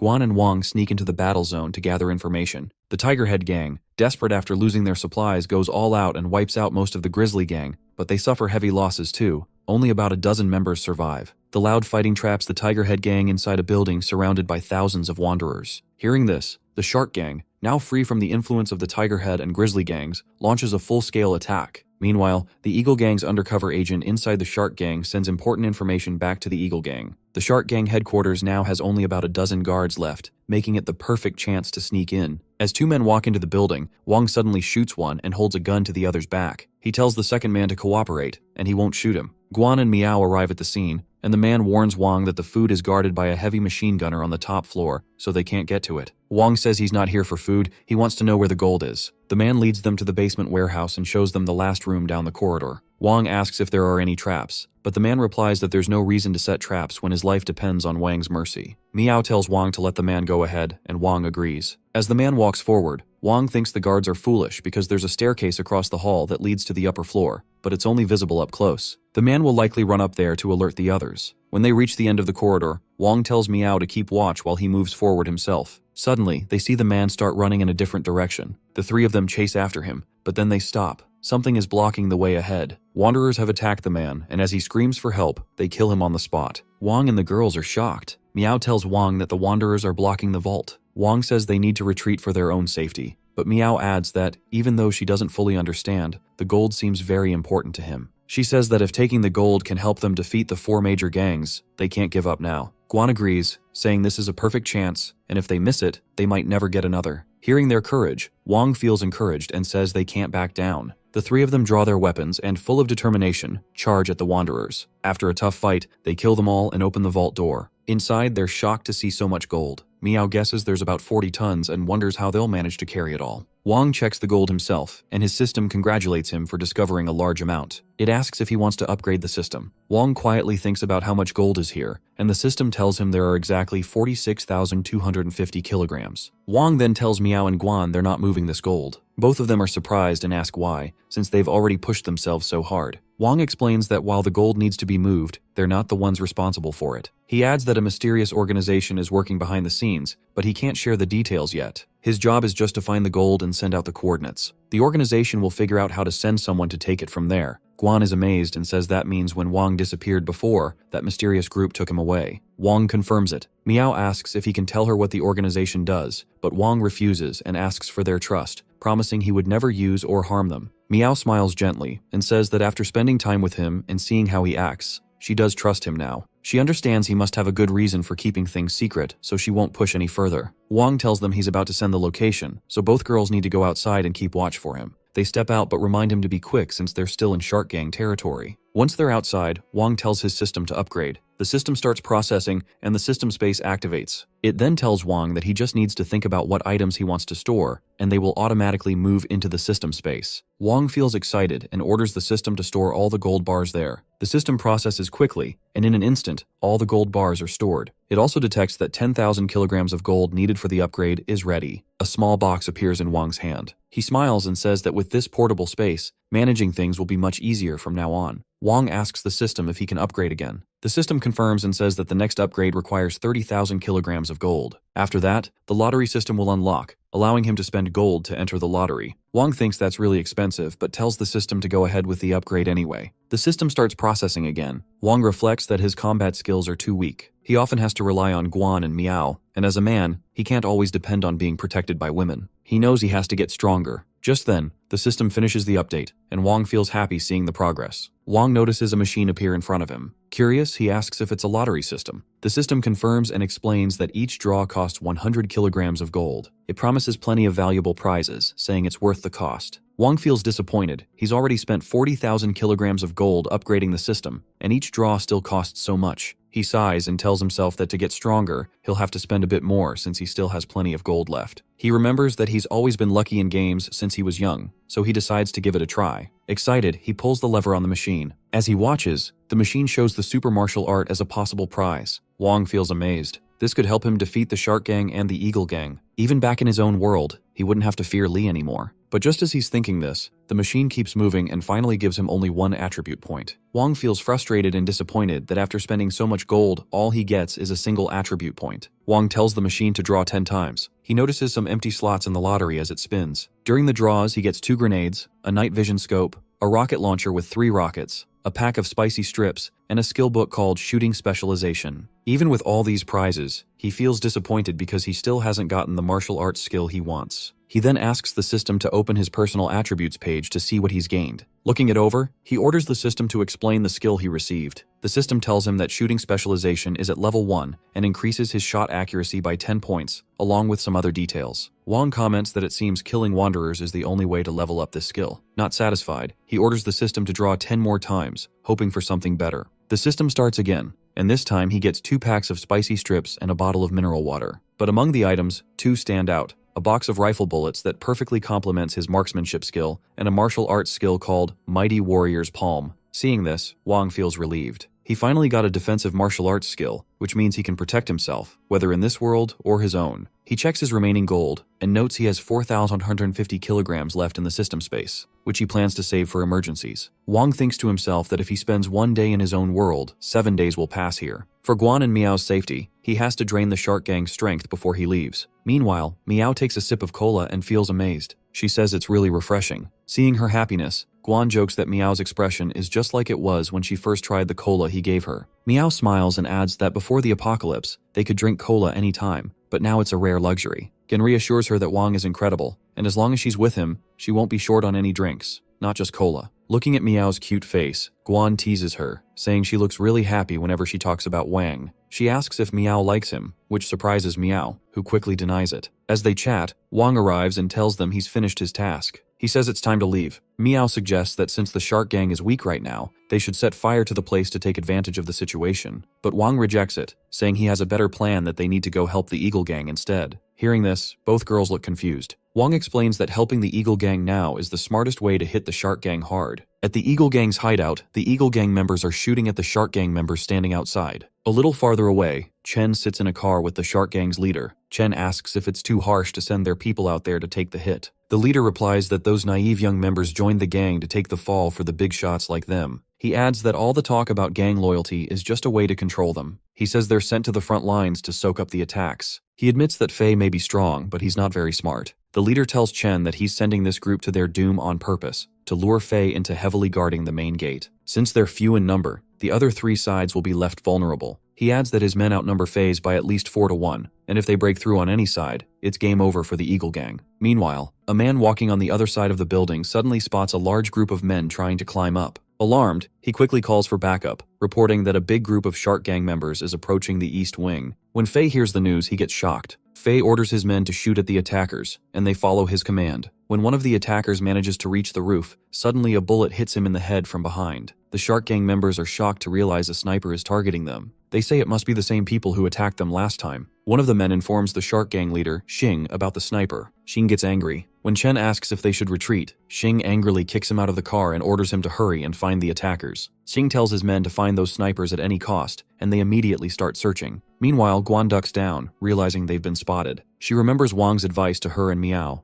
They must change positions after every shot so the enemy can't figure out how many of them there are. Guan quickly moves to a new location. At the same time, Fei orders his men to defend the east, west, and south wings, making sure the Shark Gang doesn't break through. Just then, someone reports good news. It seems the Shark Gang's attack has been held back, possibly because someone is helping them, to which Fei feels relieved. Meanwhile, as the 2 girls keep attacking the Shark Gang, Wang stands on the roof, thinking that the Eagle Gang has no idea he arranged for Meow and Guan to help ambush the Shark Gang. He knows that with these 2 sharpshooters, even if they don't cause major damage, they'll drive the Shark Gang crazy for a long time. Wang waits quietly for the perfect moment to strike. At the same time, some of Xing's men report that they are being sniped. They ask what to do since they can't find the sniper's location, and have already lost over 20 men. Xing, furious, orders them to keep attacking no matter what. Fei watches the scene from a hidden spot, confused about why the Shark Gang is gathering so close. He thinks that if they break in here, they'll have no escape and will have to fight hand to hand. Suddenly, Fei spots Xing arriving in a car equipped with a machine gun. Seeing Xing, Fei feels angry as Xing is the one who caused them heavy losses. Xing speaks over a loudspeaker, saying he's here to offer Fei a way out. He promises to stop the attack immediately if Fei agrees to follow his orders from now on. Fei immediately rejects Xing's offer. Xing gets angry and orders his men that whoever breaks in and brings Fei to him will be rewarded with 10 bags of flour. Hearing this, the men rush forward carrying ladders. When Fei tries to fight back, Xing opens fire with the machine gun, forcing Fei and his men to take cover behind the walls. At that moment, Chen orders his men to charge, using Xing's gunfire as cover. Suddenly, an explosion erupts on the roof of a nearby building. A rocket launcher hits Xing's car directly and everyone gets shocked. The attack comes from Wang. Seeing this, Fei and his men feel relieved, knowing someone is on their side. Fei resumes firing at the Shark Gang members, who begin to scatter and retreat. Chen helps the badly injured Xing to his feet, surprised by the Eagle Gang's firepower as they quickly retreat. Wang watches and thinks everything is going according to plan. He believes the Shark Gang won't be a threat to Guan and the others for a while, so he can return feeling more at ease. At that moment, a man tells Fei that although they lost many people, they managed to hold their ground. Fei orders him to hurry and bring his divine weapon. Wang puts the rocket launcher back into the system, feeling satisfied. Suddenly he hears Faye's voice over the loudspeaker. Faye says he doesn't know who helped them, but he thanks that person for saving their lives. He promises that if they ever face trouble, the Eagle Gang will come to their aid. Both gangs suffer heavy losses, but the Shark Gang is hit the hardest. Their numbers drop from over 100 to just 30, with more than half injured. With Xing badly hurt and the Eagle Gang needing to regroup, neither side is likely to take risky actions or cause more trouble anytime soon. Wang sits at home with Guan, Miao, Chengping and the others, all enjoying their victory. Chengping says he never expected just the three of them could cause so much damage to two gangs. He adds that if his legs weren't injured, he would have fired a few shots too. Xiaonan says he wants to join in as well, but Xiaobao teases him, saying he can't because he runs too slow. As they chat, Wang assures everyone there will be plenty of chances to defend themselves in the future. Wang then tells them that for now, the Shark Gang and Eagle Gang won't make any moves, but to be safe, they need to find a new place to settle soon. He suggests moving to the suburbs. Although there are more wanderers there, fewer people live there, so sneak attacks are less likely. He adds that he needs to make a trip back first, so the others should stay hidden for a few days. He promises to bring food when he returns, and then they can set out to find a safer home. Miao asks if he's going back to that organization. Wang confirms and says he'll be gone for 7 days to resupply. When he returns, he'll bring plenty of supplies, including fresh vegetables and meat. Wang asks everyone what they want to eat, and they each share their wishes. Wang agrees to get everything for them. They continue celebrating, and the next morning they set off for the suburbs. Wanderers are everywhere, but that's exactly why Wang chose this place, because from now on, he needs to keep hunting wanderers to upgrade his skills. For safety, Wang arms both Xiaonan and Xiaobao with guns left behind by the Shark Gang. It might seem strange to give young kids firearms, but in this post-apocalyptic world, having guns means they can protect themselves and those around them. Once inside a building, Wang places a box of 10,000 bullets in front of them and says that should be enough for everyone. He tells them that tomorrow morning he plans to clear out nearby wanderers and get some shooting practice. Xiaonan and Xiaobao will join him. Miao is surprised to see that Wang has 10,000 bullets in stock, while Guan happily says he'll join the practice too. Miao replies that her shooting is already good, so they should do something else. She also reminds them that even though Wang will only be gone for a short time, they should prepare for food shortages by picking wild vegetables in the nearby mountains tomorrow. Wang agrees and says he's been eating instant noodles for so many days that now he wants to try some wild vegetables. Guan hears this and offers to go pick them up with Miao. She thinks to herself that she had hoped to spend some quality time with Wang before he left,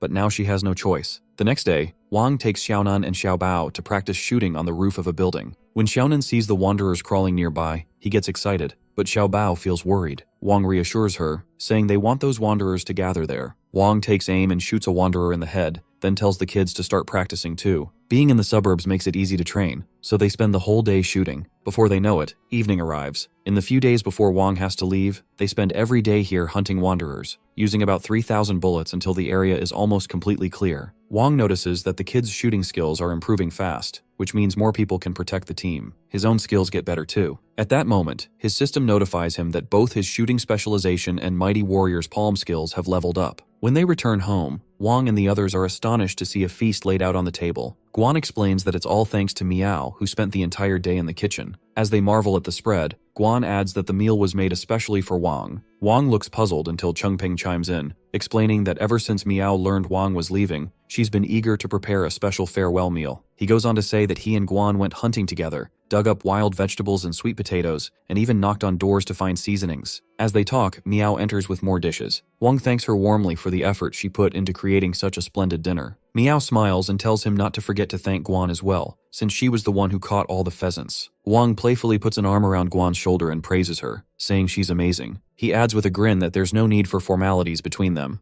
Guan feels a quiet sense of happiness at his words. As they sit down at the table, Xiaonan eagerly asks Miao if they can start eating. Miao nods with a smile, and the group begins their meal, sharing the moment with genuine joy and pure hearts. Afterward, Wang hands over the rocket launcher and the other weapons he had brought. Guan looks at him with concern and asks what he'll do without the extra firepower. Wang reassures her with a confident smile, saying that one gun is more than enough for him. He informs everyone that he'll be leaving tonight and entrusts the responsibility of their current hideout to them. Miao, with determination in her voice, promises they'll guard the place well. Guan, in a moment of vulnerability, sweetly asks if he'd like her to accompany him, admitting she's worried about him. Wang gently declines, explaining that she's needed here to protect the others. He promises her he'll return in 7 days, to which Guan agrees. After that, Wang heads to his room while Guan and Miao stand outside. Miao asks Guan if Wang really stays alone in his room like that, and Guan confirms it quietly. Inside his room, Wang activates his system's ability and suddenly transports back to his own world. He finds himself sitting at a cafe with his friends, Xing and Hongfei, enjoying their time together. Wang eats quickly and Xing teases him, asking why he looks like a starving ghost after just visiting his hometown. Wang laughs and says he wanted to take them to a fancy hotel, but it's been so long since he had a big meal that he settled for this place instead. He reflects that in the post-apocalyptic world, he always has to watch out for wanderers and others, and food is scarce. But here, in his own world, they can relax in the sunlight and eat whatever they want. Hong Fei warns Wang to be careful because he's offended by someone named Li, who is sending people to find him. Wang tells them not to worry and asks about their plans after graduation. Xing says he'll probably work at a securities firm or something similar. Hong Fei says he wants to start his own business but hasn't decided what yet. Wang asks if they're interested in gold and silver jewelry and tells them he has a way to get jewelry at a low price. He suggests they become partners and open a jewelry store together. Hong Fei says that if Wang is willing to take the risk with them, they'll use the money Wang gave them before as their investment. But Wang tells him not to worry about that, he'll cover the initial costs himself, and says the money he gave them before can just be their pocket money. Xing asks if opening a jewelry store won't be expensive and if Wang has enough money for it. Wang says he plans to invest 20 million in 4,000 pounds of gold. The two friends start calculating how much that is, and when they realize it's about 800 million, they're shocked. Wang tells them to stop calculating and says he'll show them the gold later since it's currently at his villa. He takes them to his villa, and when they see the amount of gold, they're completely stunned. Hong Fei grabs Wang's collar and asks if he's broken any laws. Wang laughs it off and assures them he hasn't. He tells them that for now, they need to find a shop location and get the business license sorted out first, and they'll talk about opening the store later. Both of them happily agree, and Wang tells them that as his partners, he'll give each of them a 10% share in the business. They're stunned, feeling it's too generous, but Wang brushes it off. He tells Xing, who's outgoing, that he'll handle store management and lead the sales team. Then he turns to Hong Fei, who's more introverted, and assigns him internal company management while encouraging him to learn jewelry design. Both readily agree to their roles. Wang adds that once the jewelry company is running smoothly, they'll start an investment company. He asks Xing if he enjoys trading stocks and tells him he'll be in charge of that venture. He envisions the three of them working together to build a powerful business empire. Excited by the plan, Xing and Hong Fei hug Wang in gratitude and enthusiasm. Just then, Wang receives a message on his phone and mentions with a smile that his orders have arrived.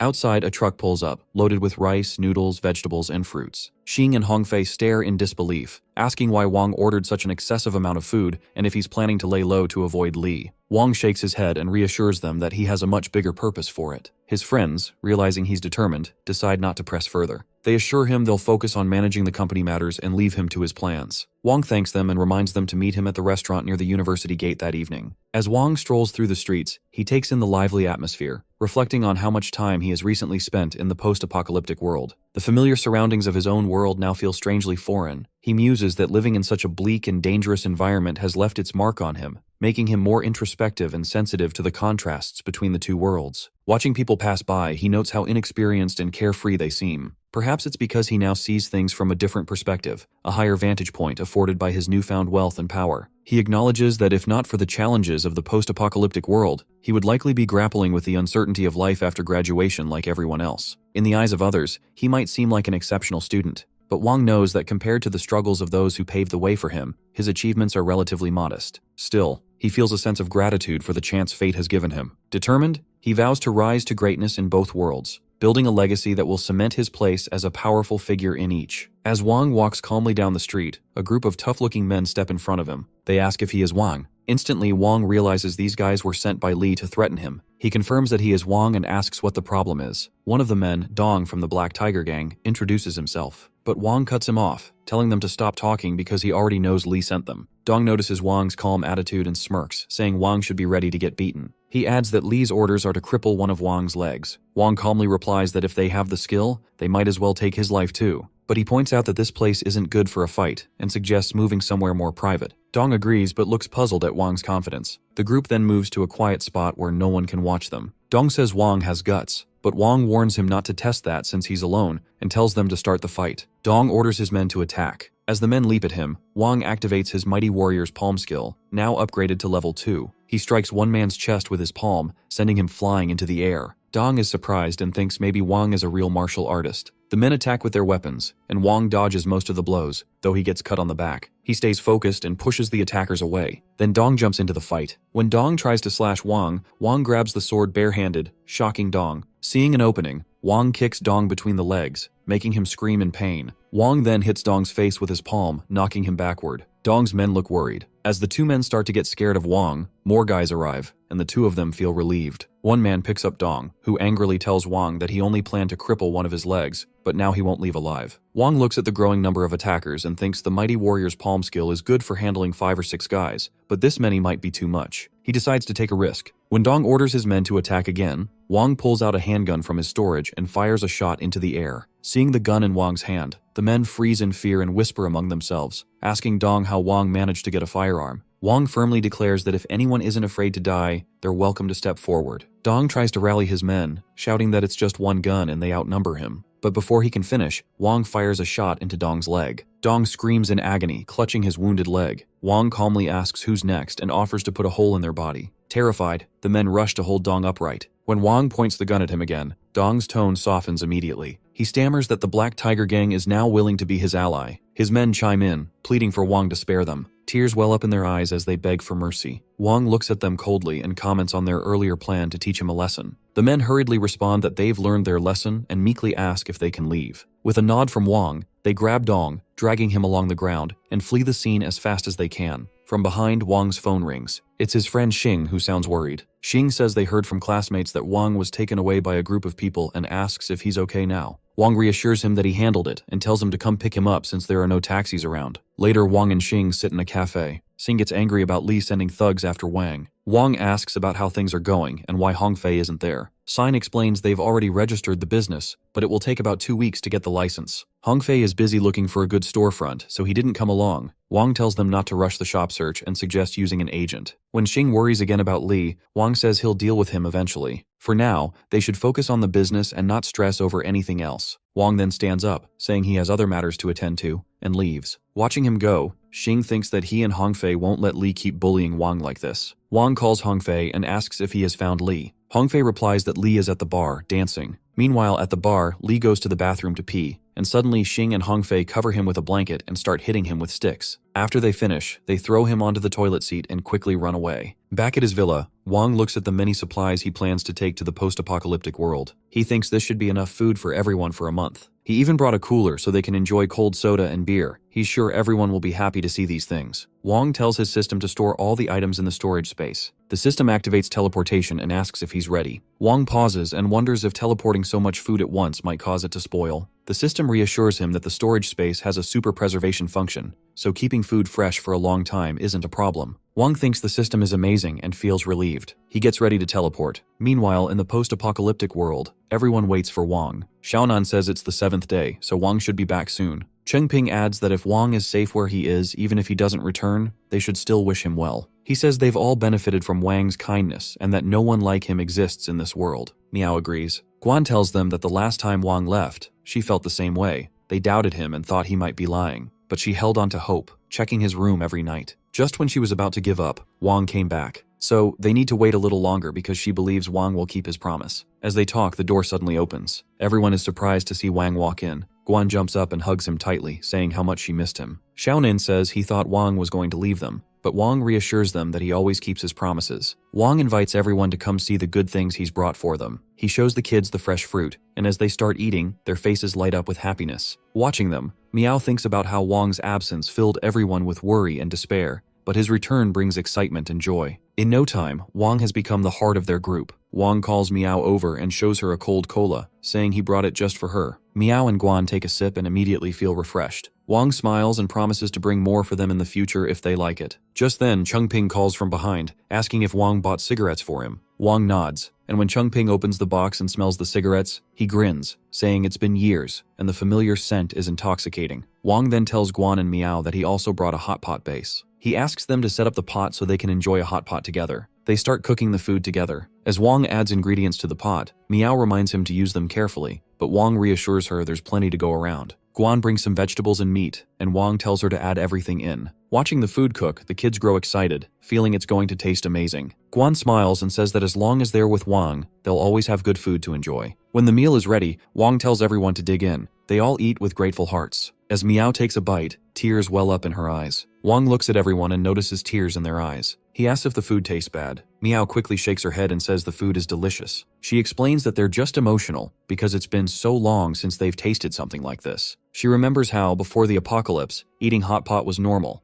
food was easy to find, and life wasn't so hard. People could enjoy the sunshine and simple moments. Xiaonan adds that the meal reminds him of his late parents and the family dinners they once had. Xiaobao says she misses her mom and dad too, but knows they're never coming back. Chengping quietly shares that he thinks of his granddaughter. When the apocalypse came, he couldn't protect his family, and in the end, he barely survived alone. As everyone talks about their past, Guan says the familiar taste brings back memories of happier times, like when she listens to songs and ends up in tears. Miao agrees, saying they've all been through so much to get to where they are now, and it hasn't been easy. Wang nods and says the apocalypse has already happened, and the past can't be changed. Instead, they should look ahead and live well. He believes that with everyone's effort, they can build a home together in this post-apocalyptic world. When Guan asks about their plan, Wang says the sea is to the east, so they should head that way. Even if there are no houses, they can find an island to settle on. He adds that as long as they find solid ground and plenty of water, he'll bring seeds to plant easy-to-grow vegetables. They can also raise pigs and poultry, so food won't be a problem. Although the journey is far and they don't have a car, Wang believes that if they all work together, they can make it. Miao agrees it's a good idea, but warns the road east is long and filled with wanderers and looting gangs. Xiaobao and Xiaonan say they've learned how to use guns and will protect everyone. They say they need to pack and leave tomorrow. Wang stops them and tells them not to rush packing. He says they need to be full and rested to have the energy for the journey. He picks up a drink and tells everyone to enjoy their bright future right now. The group starts relaxing and enjoying the moment. Wang also mentions he has prepared new clothes for everyone, and they should try them on after dinner. After dinner, Miao and Guan head to the room where the new clothes are neatly arranged.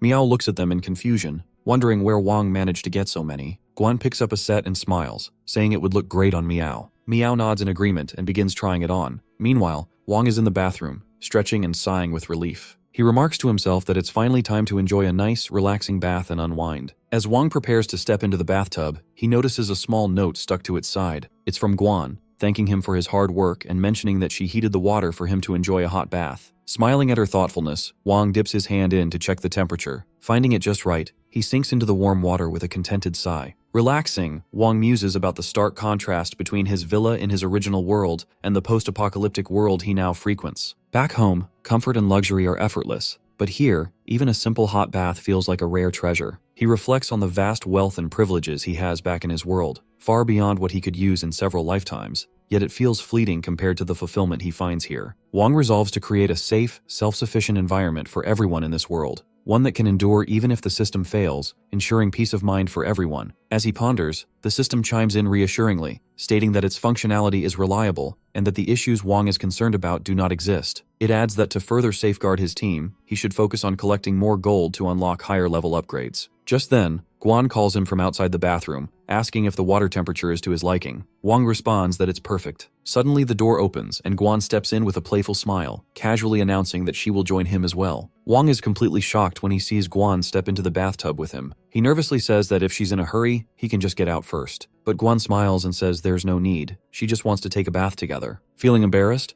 Wang points out that two adults bathing together usually means they're a couple. Guan moves closer and playfully tells him to treat her like his girlfriend. Wang asks if she likes him, and she honestly replies that she's not sure but can't stop thinking about him. Surprised, Wang listens as Guan suddenly notices something in the bathtub. Wang quickly apologizes, gently taking her hand, and says he understands she might have feelings for him because he's cared for her, but asks if she's sure it's love. Guan asks if he doesn't like her, and Wang admits that he does, but that doesn't mean he can claim her. He hopes she can figure out if what she feels is true love or just gratitude. With that, he steps out of the tub and tells her that when she's certain about her feelings and can tell love apart from fondness, it won't be too late for them to start a relationship. Wang steps out of the bathroom and lies down on the bed, feeling refreshed and relaxed after his bath. As he stretches out, he reflects on his own hesitation. Guan is thoughtful, gentle, and undeniably charming, the kind of woman most men would dream of. Yet despite her kindness, he finds himself holding back. His thoughts drift to Zhao, who only sees him as free labor. In contrast, Guan's warmth and care stand out so clearly. Perhaps it's the scars of past betrayals that make him wary of responding to Guan's feelings, or maybe it's because he's starting to realize he might genuinely like her. As these thoughts swirl in his mind, the door opens. Guan steps out of the bathroom, her cheeks slightly flushed, wearing the cat-themed outfit Wang had brought earlier. Wang looks at her in the uniform and feels surprised.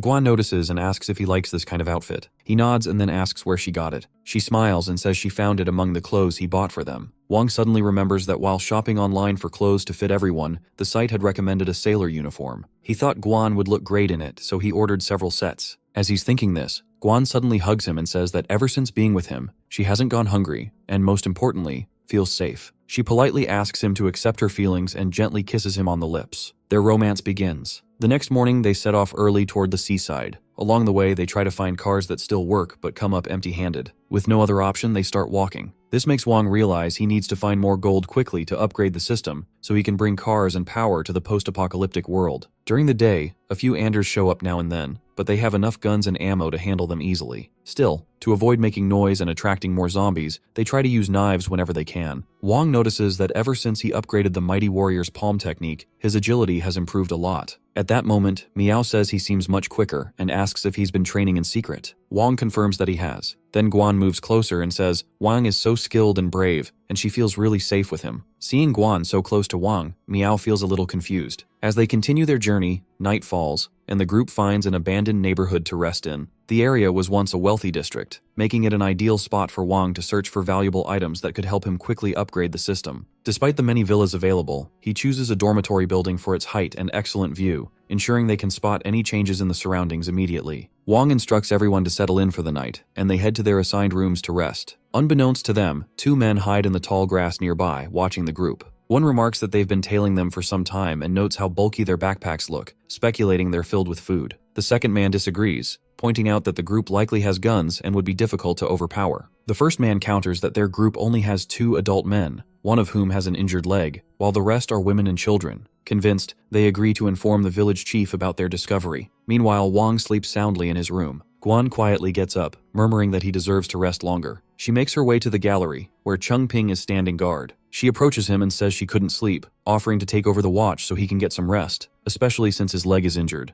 Chengping agrees to let Guan take over, but advises her to alert them immediately if anything unusual happens before heading off to rest. Shortly after, rain begins to fall, and Guan, scanning the area through her rifle's scope, notices movement in the grass. Unbeknownst to her, the two men have returned with their village chief and several others, armed and ready. The chief points toward the building and notes that there is only one person on guard. He orders his men to take her out swiftly. As Guan continues to observe, she grows tense upon realizing that Wang was right. There are indeed people nearby. To her alarm, she sees them advancing from both sides, attempting to encircle the building. Just then, Wang and the others arrive, armed and ready. Wang asks Guan about the situation, and she reports that there are about 20 enemies. However, due to the rain, she can't determine whether they are armed with guns. Wang quickly takes charge, instructing Guan and Meow to stay with him by the windows while Chengping monitors the stairs. Chengping nods in agreement. Xiaonan and Xiaobao volunteer to join Wang in the fight, but Chengping firmly orders them to protect Xiaoyan and the others while packing their belongings for a potential emergency evacuation. Using his scope, Wang carefully assesses the situation. He notices the attackers spreading out to encircle the building and decides to act preemptively. He plans to take down 1 or 2 of them to send a clear warning. As the thugs step forward, Wang suddenly fires a shot, hitting one of the men in the head. The rest get scared and start running away to save themselves. Watching them flee, Guan smiles and says this is great. She raises her rifle, ready to take a few more shots, but Wang quickly stops her. He warns that more gunfire might attract a horde of wanderers, making it hard for them to escape. Meow agrees, saying that as long as those thugs don't bother them again, there's no need to get involved further. Back at the thugs' hiding spot, the village chief looks worried. He finds it strange how easily Wang and his group found them in the dark, and suspects they might have weapons with night vision goggles. His men share the concern, saying if that's true, they won't stand a chance fighting at night, even if they do well during the day. The chief knows he needs a plan. He then orders his men to release the 300 wanderers they have locked up on the west side of the village, planning to use them against Wang's group to see how many bullets they have left. Wang and Guan stand quietly in the gallery as the rain begins to stop. Wang gently tells her that it's only a few hours until dawn, and the thugs probably won't return, so she should get some rest. But Guan refuses, wanting to stay by his side. As they talk, Wang suddenly hears rustling in the grass again. He realizes the thugs haven't given up. Looking down, they see 2 men slowly approaching. Guan quickly takes aim and shoots them both on the spot. Feeling relieved, Wang and Guan start to relax, but then they notice a large group of wanderers crawling nearby, closing in around them. Wang points out that there are plenty of wanderers on the other side too, and it's likely the earlier gunshots attracted all the nearby wanderers. Guan says they fired shots before without any wanderers showing up, so she wonders why there are so many now. Then she realizes it must be because of those troublemakers nearby. Wang agrees and says that if that's true, it's actually a good thing. He explains that wanderers aren't very smart and won't miss any threats, so having so many of them here is perfect for Xiaobao and him to practice shooting. Wang adds that time isn't a problem. They have enough supplies. and since they're stuck here, they might as well stay a few more days to recover. Guan agrees. After a while, Meow and the others arrive and are shocked to see so many wanderers around. Chengping says that if they don't clear out all these wanderers, there's no way they can leave. Xiaonan reminds everyone that Wang told them before bed not to kill the wanderers yet, since they plan to use them for joint shooting practice. Meow reassures them that the wanderers can't climb up to their location, so they don't have to worry about any ambushes and can get a good night's rest. She tells everyone she will keep watch, so they should get some rest and figure things out once Wang wakes up tomorrow. Meanwhile, the villagers watch from another building, happily commenting that trapping Wang's group inside the building will make catching them much easier. After some time, morning arrives. When Wang and Guan wake up, Xiaonan reminds Wang they need to practice shooting since there are now a lot of wanderers nearby. But Wang tells him not to rush as he's hungry and wants to eat first. He says it's been a while since he cooked for everyone, so today he'll make fried beef. The kids get excited, but Meow points out that although they have plenty of food, they're surrounded and still have some wild vegetables left, so they shouldn't waste those. Wang smiles and says there are plenty of ingredients, so Meow doesn't need to worry because cooking isn't just about eating. At that moment, the thugs are cooking vegetable soup in another building. The chief tells them they'll get meat soon, but for now, they have to drink the soup. The others agree, but just as they're about to drink, a delicious smell of beef reaches them. Wang smiles and says his part-time cooking skills from college finally come in handy. As the dish is ready, he serves it to everyone. Meow praises him, saying Wang is really great at cooking. Everyone feels happy, and Meow asks if he made such a delicious dish on purpose just to let the thugs know. Wang laughs and says she really understands him. Meanwhile, the thugs angrily break their bowl of soup. They complain that Wang's group is eating well while they have to drink disgusting vegetable soup. The chief tries to calm them down, but they say that during their journey to survive, they've had to eat many terrible things, and now it's unfair that those guys get better food than them. The chief reminds them that everyone has their own fate. He tells them to remember that when the apocalypse first started, their village had over 300 people. At first, they worked hard to become self-sufficient. They weren't rich, but they had enough food. Then other groups came to steal from them. Wanderers attacked, infections spread, and their population dropped from over 300 to just over 20. Hearing this, everyone feels sad. The chief says he knows they've all been hungry for a long time, but now that the meat is right in front of them, they must stay calm. Suddenly, they hear gunshots. The chief smiles and says those guys must be desperate to escape, so they've started shooting at the wanderers. He adds that once they run out of bullets, they'll attack. Meanwhile, the kids practice shooting at the wanderers. Wang calmly tells Xiaonan he needs to kill one more to reach 10. He also tells Xiaobao she's killed 5 so far and needs to try harder. Watching them, Meow asks Chengping if using bullets this way is a waste. Chengping replies that it's not, it's an investment for the long run. When Xiaonan kills another wanderer, he's thrilled to have reached 10 kills. As a reward, Wang gives him a piece of chicken leg. Seeing Xiaobao look sad, Xiaonan tells her they'll share his chicken leg. When Xiaobao looks surprised, Xiaonan smiles and says they're family, so they share the good things. Wang then places more food in front of the kids and tells them it's a reward for their hard work. The kids cheer happily. When Meow asks if they really have enough food to keep eating like this, Wang reassures her there's plenty. Meow thinks about how Wang's bag seems to empty and then refills every day, but since it's his secret, she doesn't dwell on it. Wang and the kids keep shooting at the wanderers through the day and into the night. Meanwhile, the thugs grow confused, wondering how the gunfire has been non-stop since morning and how many bullets their enemies have left. The chief tells them to be patient as those constant shots will attract more wanderers, and eventually, their enemies will run out of ammo. At that moment, Wang lies down on a bench and asks the kids and Guan to give him a massage, saying he's tired from killing so many wanderers. Guan gently asks if she can join him to help so he doesn't get too exhausted, but Wang insists he can handle it alone and that they're all very helpful to him. He adds that he's using the wanderers for target practice and that his headshot accuracy is improving. Xiaonan is amazed and says Wang has already killed 300 wanderers on his own. Wang thinks that if he wants to upgrade the system, he has to keep taking down the wanderers himself. Then another large group of wanderers approaches, drawn by the sound of gunfire. This gives Wang more chances to gain experience and upgrade the system. After days of practice and with the boost from his shooting specialization skill, his shooting level now far exceeds Officer Meow's. Thanks to the shooting specialization, even a pistol feels like a sniper rifle in his hands. Although Wang has been stuck here for 7 days without finding anything valuable, this time has helped him improve his skills, so it is an unexpected benefit. Wang hands heavy boxes of food to Guan, Meow, and the others. The kids light up, joking that Wang must have a magic bag. They thought after a few days of good meals, they'd be back to eating wild vegetables. Meow adds that it makes sense why Wang always says there's plenty of food whenever she reminds him to save some. She's sure this food will last them until Wang returns. Wang tells them to eat well and take care of themselves over the next 7 days. He promises to bring even more food when he comes back. Meow smiles and says they all believe him. Wang tells everyone that after spending some time together, they've probably guessed that the food he brings needs to be paid for with gold and precious jewelry. He adds that, while gold and jewelry aren't worth much compared to survival supplies right now, he has a way to make them valuable. When the time is right, he'll explain it to them. Everyone, including Guan and Miao, promises to keep his secret. Wang then says he's leaving and reminds them that there are still some wanderers downstairs, so they need to keep watch. He teleports back to his world, landing in the grass, and asks his system if it can make his landing point more precise. The system assures him it will handle it. Wang checks his phone and sees missed calls from Hongfei, Xing, and Zhao. He's confused about Zhao's call, wondering if she's trying to get back together after a breakup.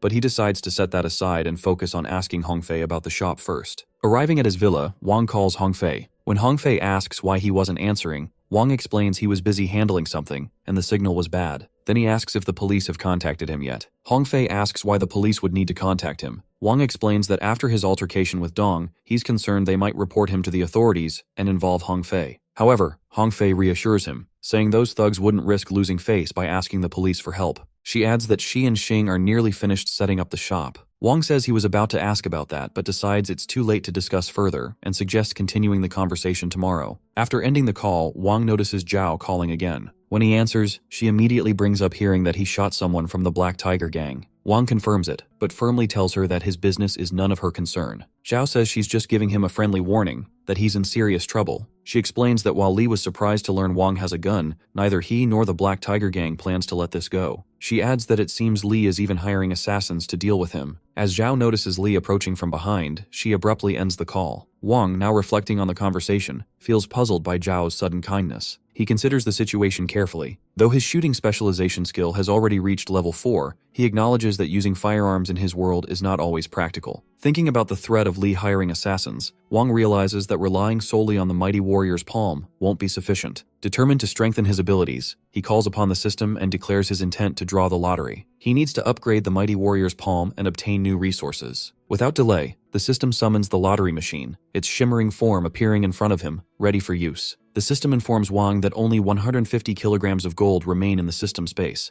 enough for a single draw. Wang contemplates his options. He decides to proceed with one draw first. If the result isn't satisfactory, he plans to retrieve 1,000 kilograms of gold from his basement for 10 additional draws, replenishing it later with what he collects in the post-apocalyptic world. The system also updates Wang, stating that it requires only 50,000 kilograms of gold to upgrade again. Once upgraded, the system store will be activated, allowing direct exchanges of gold and jewelry for goods. Intrigued by this potential upgrade, Wang pulls the lottery handle. To his amazement, he wins a new skill called Reed Crossing the River. Eager to learn more, Wang reviews the skill's description and asks the system how the inner strength value is calculated. The system explains that inner strength is based on the vitality attribute, with each point of vitality equating to 10 points of inner strength. Excited to test his new skill, Wang steps onto the road and gauges the distance to downtown, approximately 5 kilometers. He comments aloud, curious to see how quickly he can cover the distance now with his enhanced abilities. Wang activates the skill and starts running quickly, feeling his body grow lighter with every step.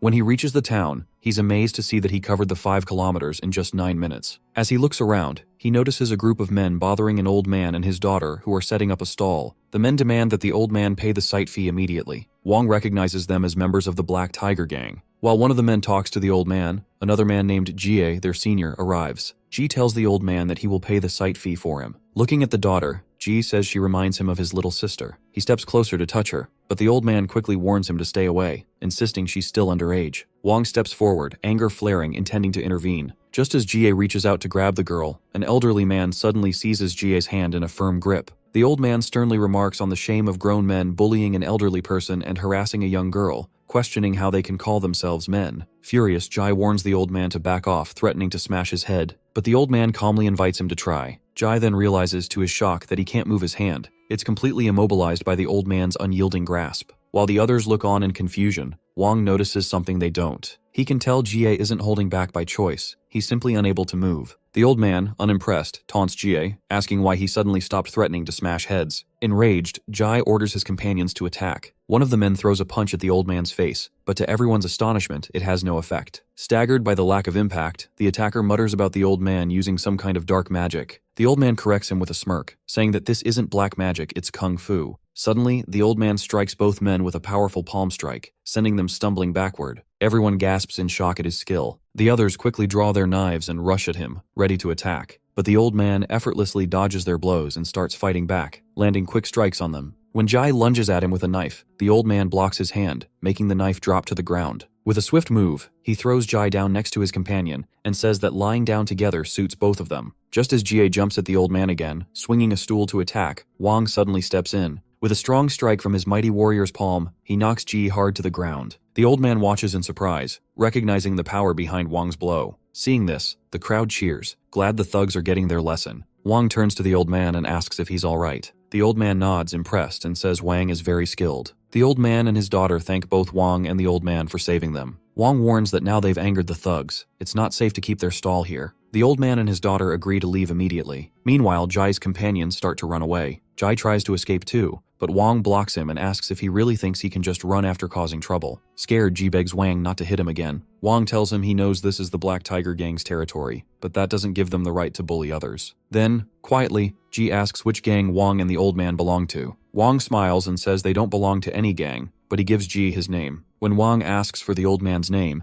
the old man replies with a calm smile, saying he'll share it later, as Jie isn't worthy of knowing. Wang then firmly orders Jai to leave as the old man instructed. Suddenly, Ji recalls something. Wang is the same man Dong had wanted to deal with. He realizes Wang isn't just skilled, he's the one who shot Dog, who is still hospitalized. Snapping out of his thoughts, Ji hears Wang angrily demand why he's still standing there. Frightened, Jai quickly flees. The bystanders cheer, calling Wang and the old man heroes for teaching the thugs a lesson. However, they also warn that the gang won't let this slide and suggest the two leave quickly. Wang agrees, but before departing, the old man invites him for a cup of tea. They move to a quieter spot, where the old man observes that Wang has reached the second level of the mighty warrior's palm. Impressed by his keen insight, Wang realizes this man is a true master. When asked his age, Wang responds that he's 21 and still a university student. The old man praises him, calling his achievements admirable. Wang humbly thanks him, saying the old man is too kind. The old man then smiles and mentions he has an unreasonable request, asking if Wang would be willing to help him. Wang says that if it's something he can do, he won't refuse. The master then says they should spar his Tai Chi against Wang's mighty warrior's palm. Wang is surprised and hesitates. He says he can't spar because his mighty warrior's palm might hurt someone. The master reassures him that his Tai Chi isn't just for show and that Wang won't hurt him. He adds they'll stop at the right moment, treating this as an exchange of martial arts skills. Wang agrees, and they both take their positions, ready to spar. The master tells Wang to make the first move, but Wang admits he's a bit scared and asks the master to start instead. The master insists that if he goes first, Wang might not get another chance, so Wang has to move first. Wang agrees, and by using about 30% of his power, he leaps forward and swings his palm toward the master. But the master quickly blocks the attack and counters with a palm strike to Wang's stomach. Wang slides back several meters, surprised by how fast the master is, so fast he can barely see the move. He's also amazed that the master's light strike has such a strong impact. The master smiles and says that using softness to overcome hardness, that's the beauty of Tai Chi. He adds that if Wang was holding back, then he's really underestimating him. Wang replies that from now on, he will use his full power. Wang launches himself at the master again, this time with everything he's got, but the master remains calm and steady. After a while, the master offers him some tea. Wang's face is bruised and scratched. He's clearly taken many hits. The master's power is far greater, and Wang's attacks haven't landed. Wang thanks the master for his guidance. The master tells him that for someone so young, Wang has already cultivated impressive inner strength, which shows real talent. However, he points out that Wang's movements aren't flexible enough, which is why he got hurt. He also says Wang lacks real combat experience, and to unlock the full power of the mighty warrior's palm, he needs more practical fighting practice. Wang then says he has a request. He wants to learn Tai Chi from the master and asks to become his student. The master asks if learning Tai Chi won't interfere with Wang's training since he hasn't fully mastered the mighty warrior's palm yet. Wang assures him not to worry, he won't neglect his mighty warrior's palm practice. He explains that while the mighty warrior's palm is powerful in attack, it relies only on brute strength and is useless against someone stronger. Tai Chi, on the other hand, is different. It can both attack and defend, and it uses the opponent's own strength against them. The master nods, impressed by Wang's unique insight. He explains that the mighty warrior's palm is a top-level martial art based on pure strength, but it's also a Buddhist martial art, embodying compassion and mercy, reflecting the spirit of Buddhism. He notes that Wang hasn't become arrogant because of his skills, but instead shows concern about hurting others. Because of this, the master agrees to take Wang as his disciple. Wang feels happy and thanks the master warmly for his kindness. The master thinks to himself that he didn't expect to find such a precious disciple just while taking a walk. He then reveals his real name is Zhengguo and explains that this martial art has been passed down in his family and is usually not taught to outsiders. Wang feels honored, knowing that the master now considers him like family. He promises to work hard and not waste the master's efforts.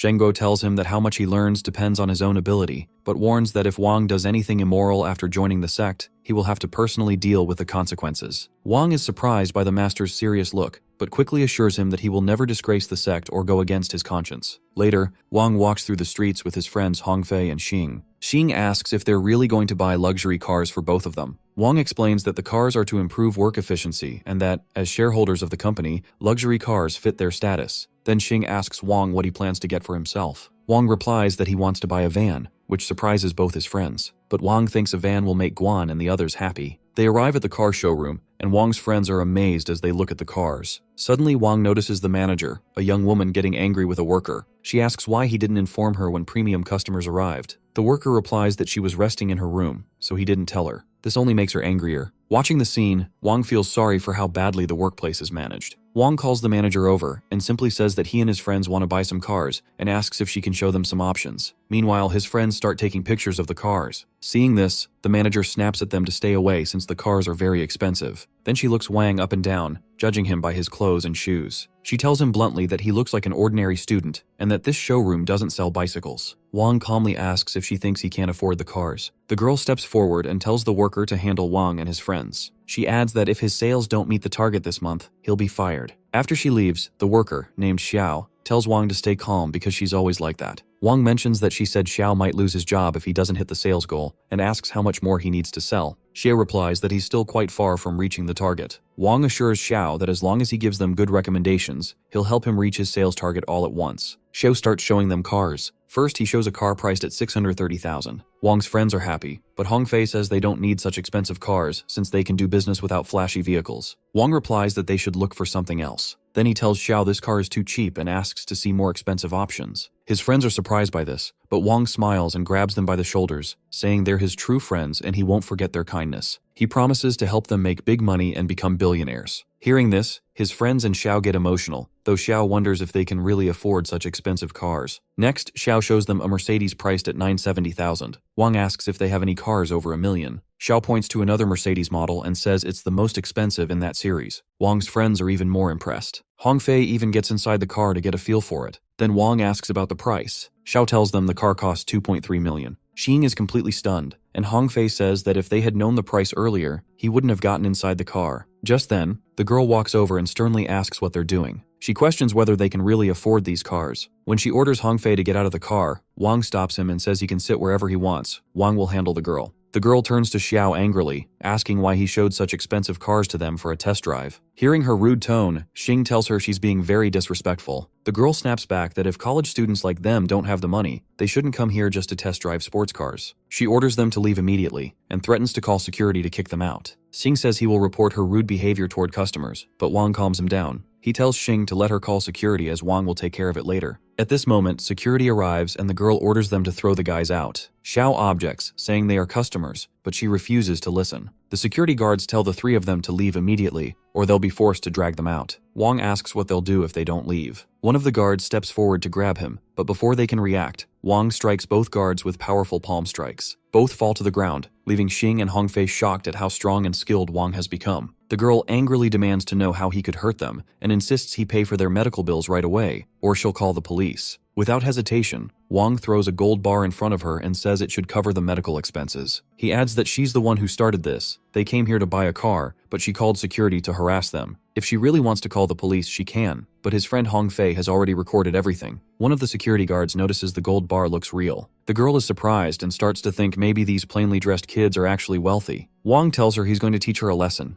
Every customer is important, and her bad attitude has damaged the store's reputation. The girl still says the guys are welcome there, but Xiao thinks she's gone too far. She threatens to fire him through the head office. Xiao just smiles and says there's no need, he already quit. He steps forward and says he always believed that sincerely serving customers and giving honest advice was the key to doing his job well. But if improving means becoming like her, he'd rather find a new career. Wang stops him and says he still wants Xiao to help him. When Xiao reminds him he's not an employee anymore, Wang replies that every industry has bad apples, but Xiao doesn't have to be one of them. He then tells Xiao he wants to buy 3 of the highest-end cars in different colors. This surprises both Xiao and the girl. The girl points out that each car costs over 2 million. Wang calmly hands Xiao his phone and tells him to enter their company's account number so he can transfer the money immediately. Hongfei steps in and warns the girl that they will report her rude behavior to her head office, and she might be the one getting fired. Wang completes the transfer, and the security guard tells the girl that over 7 million just landed in the store's account. When she checks the name, she realizes it's Wang. Meanwhile, Wang asks Xiao to start the paperwork. As they begin to move, the girl calls out to Wang, congratulating him on becoming a VIP customer at the store. She apologizes softly for her earlier rude behavior, but Wang tells her it's too late for that. Wang's friends suggest reporting her to higher management, but she begs Wang not to, saying she'll lose her manager position. She promises to do whatever he wants. Wang tells her to make sure all the manager's commission from this sale goes to Xiao. Xiao feels deeply moved. Wang adds that he'll keep an eye on things, so she shouldn't try any tricks or cause trouble for Xiao. She agrees, and the three of them leave together. Now inside their new sports car, they happily cruise down the road. They call each other, and both of Wang's friends say how impressed they are with him. Hongfei points out that since Wang broke up with Zhao, he's completely changed. While they talk, they spot 2 sports cars ahead. Xing says he has a meeting with the goldsmith soon, so they need to overtake those cars. Wang and Hongfei agree, and they all speed up. Inside the other 2 cars, the drivers notice the 3 cars behind them and decide to accelerate, trying to stay ahead. Hongfei excitedly says it looks like they want to race. Xing and Hongfei get ready to race too. Wang asks when they last drove a car, and they say they've only driven their dad's cars a few times. Wang tells his friends they don't need to take any risks, since they still can't match those other guys, and they both agree. Meanwhile, one of the drivers asks his companion why the 3 cars behind stopped trying to catch up. The companion says he noticed they don't have license plates yet, and guesses they're just on a test drive. The first driver says the store wouldn't let customers drive this fast, and his companion suggests that means they've already bought the cars. The first driver adds that he wants to see who can really afford to buy 3 AMG GTS at once. As he slows down, Xing tells Wang the other drivers are slowing too, trying to get closer. When Wang and the first driver pull up side by side, the driver points ahead and says there's a gas station up ahead. He asks if they want to stop and get to know each other, and Wang agrees. At the gas station, the crowd is impressed to see so many sports cars together. Wang and his friends approach the 2 drivers, and Wang asks what they want. One of the guys simply says they want to be friends and introduces himself as Liu Xinghua with his friend Zhang Wenqiang. Wang introduces himself and his friends, and Liu says he's just curious. He notices all 3 of them drive the same car model and asks if they're planning to form a racing team. He adds that most rich young people prefer Ferraris or Porsches, but these 3 seem to like Mercedes-Benz instead. Wang smiles and explains it's not just because they like Mercedes, they actually bought 3 at once to make a statement. Zhang says he hasn't driven the AMG GT version yet, so Wang casually tosses him his car key and tells him to take it for a spin if he wants. Zhang is surprised, and Liu jokes that people say you shouldn't lend out your favorite cars or women, but Wang is really generous. Zhang teases that Liu's Ferrari is worth 5 or 6 million, so if Zhang scratches Wang's car, he can just ask Liu to cover the cost. Liu then hands his Ferrari key to Wang and says he'll take Zhang's Porsche for a drive. The 5 of them swap cars and chat for a while. They soon learn that Liu and Zhang aren't just ordinary rich kids. They both come from well-known families with plenty of wealth and influence. They don't have the usual arrogance of rich heirs. Instead, Liu and Zhang are friendly and down to earth. During the meal, everyone talks and laughs, enjoying the time together. When Liu and Zhang learn that Wang and his friends are still in college but already planning to open a jewelry store, they express a lot of respect for them. Liu says he really admires them and is interested in their business, so they exchange contact information. He also tells Wang that if he ever needs help or has a good idea, he can reach out to him. Soon, it's time to return to the post-apocalyptic world. This time, Wang brings plenty of food in a large van to fit everyone. He wonders how Guan and the others have been during the 7 days he's been away, especially with so many wanderers around. Wang then commands his system to open the teleportation portal. The system activates immediately, and Wang is teleported back to the post-apocalyptic world, this time landing right in a bathtub. When Wang asks why the system teleported him to the bathroom, the system explains that it chooses the landing spot based on where Wang subconsciously wants to land the most, so it's not the system's fault. Wang steps out of the bathroom and is surprised to see Meow changing clothes in his room. He asks why she's there, and she slaps him playfully, saying this is her room, not his. Wang then leaves and finds Guan and Xiaonan waiting. When Guan sees him, she happily hugs him, but Wang quickly notices a bad smell and asks what it is. Xiaonan tells him to come outside and see for himself. Outside, Wang is shocked to see many dead wanderer bodies scattered around, causing the terrible smell. Both kids cheerfully say that having so many targets helped them improve their shooting skills. Chengping explains that the village thugs were cowards. They never confronted them directly but kept luring nearby wanderers toward them. Wang guesses the thugs wanted to drain their ammo before attacking. Meow joins them and complains that the wanderers have stunk up the whole place, and if they weren't waiting for Wang, they would have left long ago. Guan asks Wang if they can start preparing to leave, and Wang agrees, saying they'll set off early the next morning. Meanwhile, the thugs are holed up in another building. They mention it's been 7 days, but those guys are still holding out, like a walking arsenal with endless ammo. The chief tells them that now the wanderers are gone. Everyone is getting impatient, but they have to stay calm. He orders them to keep wearing down their enemies, even if they still have bullets. Eventually, the stench of the dead will suffocate them. Hearing this, the men cheer and praise their chief's strong spirit. Back in their room, Wang lies on the bed while Guan, dressed beautifully, moves closer to him. They begin a romantic moment. Meanwhile, in her own room, Miao feels embarrassed hearing all the noises from their room. The next morning, one of the thugs spots something near the building where Wang and his group stayed. He's stunned and quickly calls the chief over to see. The chief sees that Wang and the others have a van and are driving away. They're confused about where Wang got the petrol. One of the men asks if they should chase them, but the chief refuses, saying they can't afford to mess with those guys. Instead, he orders them to search the place they stayed, in case they left something behind. Meanwhile, on the street, a young zombie boy and a girl are about to meet. As the boy steps forward, Wang's van suddenly hits him, killing him instantly, and they speed away. Inside the van, Miao is driving and tells Wang she hasn't driven in a long time, so he should take the wheel. Wang reassures her that if the van breaks, he'll just get another one. Chengping starts vomiting,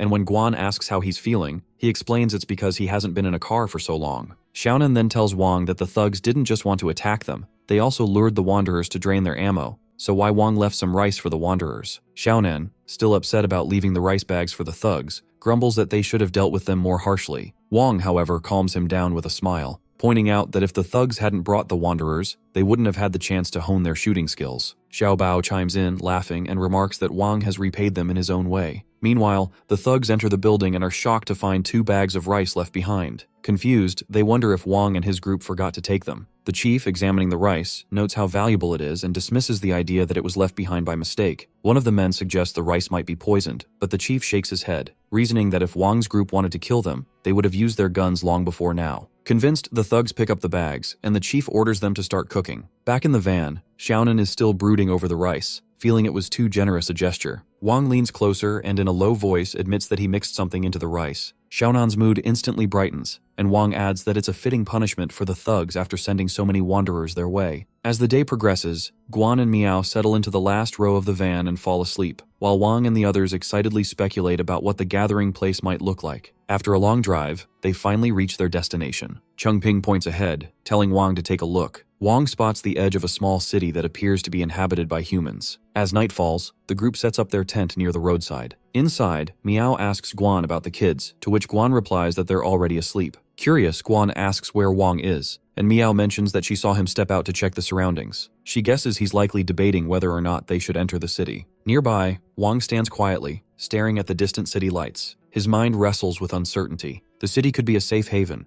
or it might hold unknown dangers. He knows their next steps require careful consideration. Back at the tent, Xiaonan proposes that if they intend to enter the city, they should act soon. Chengping, however, advises caution, pointing out that they're a large group. If they rush into the city and face danger, they might not be able to protect everyone. Guan speculates that Wang is likely considering entering the city to look for gold. Miao agrees, adding that their resources don't just appear out of nowhere. Wang trades gold and jewelry for food and supplies, which makes finding gold a critical priority. Miao says she really wants to help Wang, but this is about everyone's safety. Xiaonan tells her to just tell Wang that they'll follow him into the city to find gold. They have guns and aren't afraid. Chengping agrees, adding they can protect themselves, so Wang doesn't need to worry too much. Everyone agrees they should go into the city with Wang, and when Wang says they have to do this, Miao says she'll go talk to him. Meanwhile, Wang thinks about how much he wants to upgrade the system quickly, but he's unsure if there's any gold in the city. It feels too risky. If they run into local gangs like the Shark Gang again, things could get worse. He realizes that while upgrading is important, the safety of Guan and the others matters more, and he can't take unnecessary risks. Just then, Miao and Guan arrive, and Wang tells them he's decided to take a detour because everyone's safety comes first. Miao asks if this is the conclusion he reached after thinking about it all night. Miao adds that they just discussed it, and everyone supports Wang's decision to enter the city because they all want to help him collect gold. Hearing this, Wang hesitates, pointing out that going into the city comes with unpredictable risks. Guan acknowledges the danger but assures him that Miao has already come up with a plan. Smiling, Guan explains they'll first find a safe place for Chengping and the others to stay. Then, she and Miao will accompany Wang into the city to scout the situation. Miao chimes in with a playful tone, asking if that eases his worries. Wang, however, remains concerned. He points out that Chengping's leg is still injured, and Xiao Bao, Xiaonan, and the others are too young to be left behind. Miao reassures him, noting that after their recent training, the kids' skills have improved significantly. She confidently states that as long as they don't encounter a large group of wanderers, they'll manage. She reminds Wang of how they all work together to defeat the 4 major gangs. From that moment, they've been mentally prepared to fight alongside him. She emphasizes that their bond is no longer just a casual alliance. It's the connection of a family forged through shared struggles and hardships. When reassures Wang that no matter what happens, they will always stand by him. Moved by their unwavering support, Wang nods and agrees. Later, the 3 of them return to the campsite where their tent is set up. As soon as Xiaonan spots Wang, his face lights up with joy.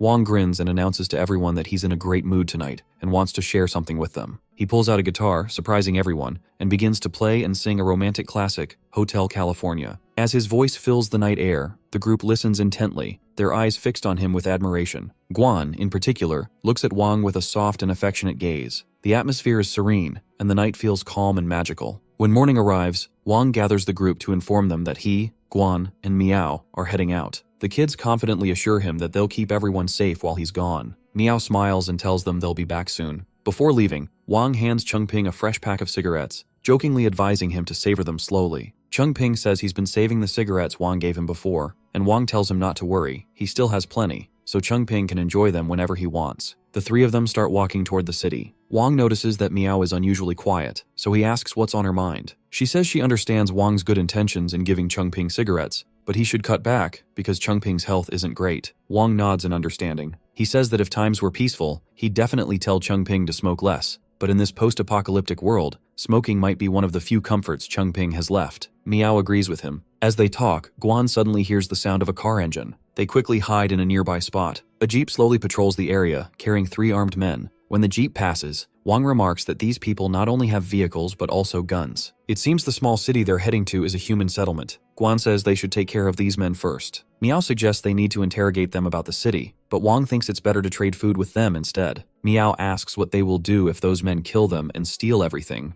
Wang says that if that happens, they'll have a backup plan, but he'll need both of them to work closely with him. Meanwhile, the thugs in the jeep suddenly stop when they spot a girl and a boy crawling nearby. It's Wang and Miao. The thugs order them to stop or they'll shoot. Wang knows this is part of his plan. He and Miao will go unarmed to negotiate, while Guan hides in a high spot as their sniper. If things go wrong, she will take out the thugs immediately. Wang calmly tells the thugs they're from another city and want to find refuge for a while. One of the men responds that they often get people like them trying to settle here because the territory is well defended. He warns that it took a lot of effort to keep it that way. The thug then says if they want to enter, they have to give up some food. Wang quickly agrees to hand it over. At this moment, Miao notices one of the men trying to make a move toward her. As the man steps closer to Miao, he suddenly wrinkles his nose and asks if they fell into a cesspit because they smell so bad. The thugs take the bags from them and open them, surprised to find they are full of bread packets. After grabbing the bread, the thugs tell Wang and Miao to step aside. They're leaving now. Miao thinks Wang's plan worked, even if it was a little uncomfortable, and it saved them from trouble. She remembers when they were hiding in their secret spot and tells Wang that Guan has reached her position, so they need to move. But Wang stops her and says that in this post-apocalyptic world, men will always react to a beauty like her. He hands her a jar and says that with this, not even ghosts would dare come near. He explains it's stinky tofu which smells awful but tastes great.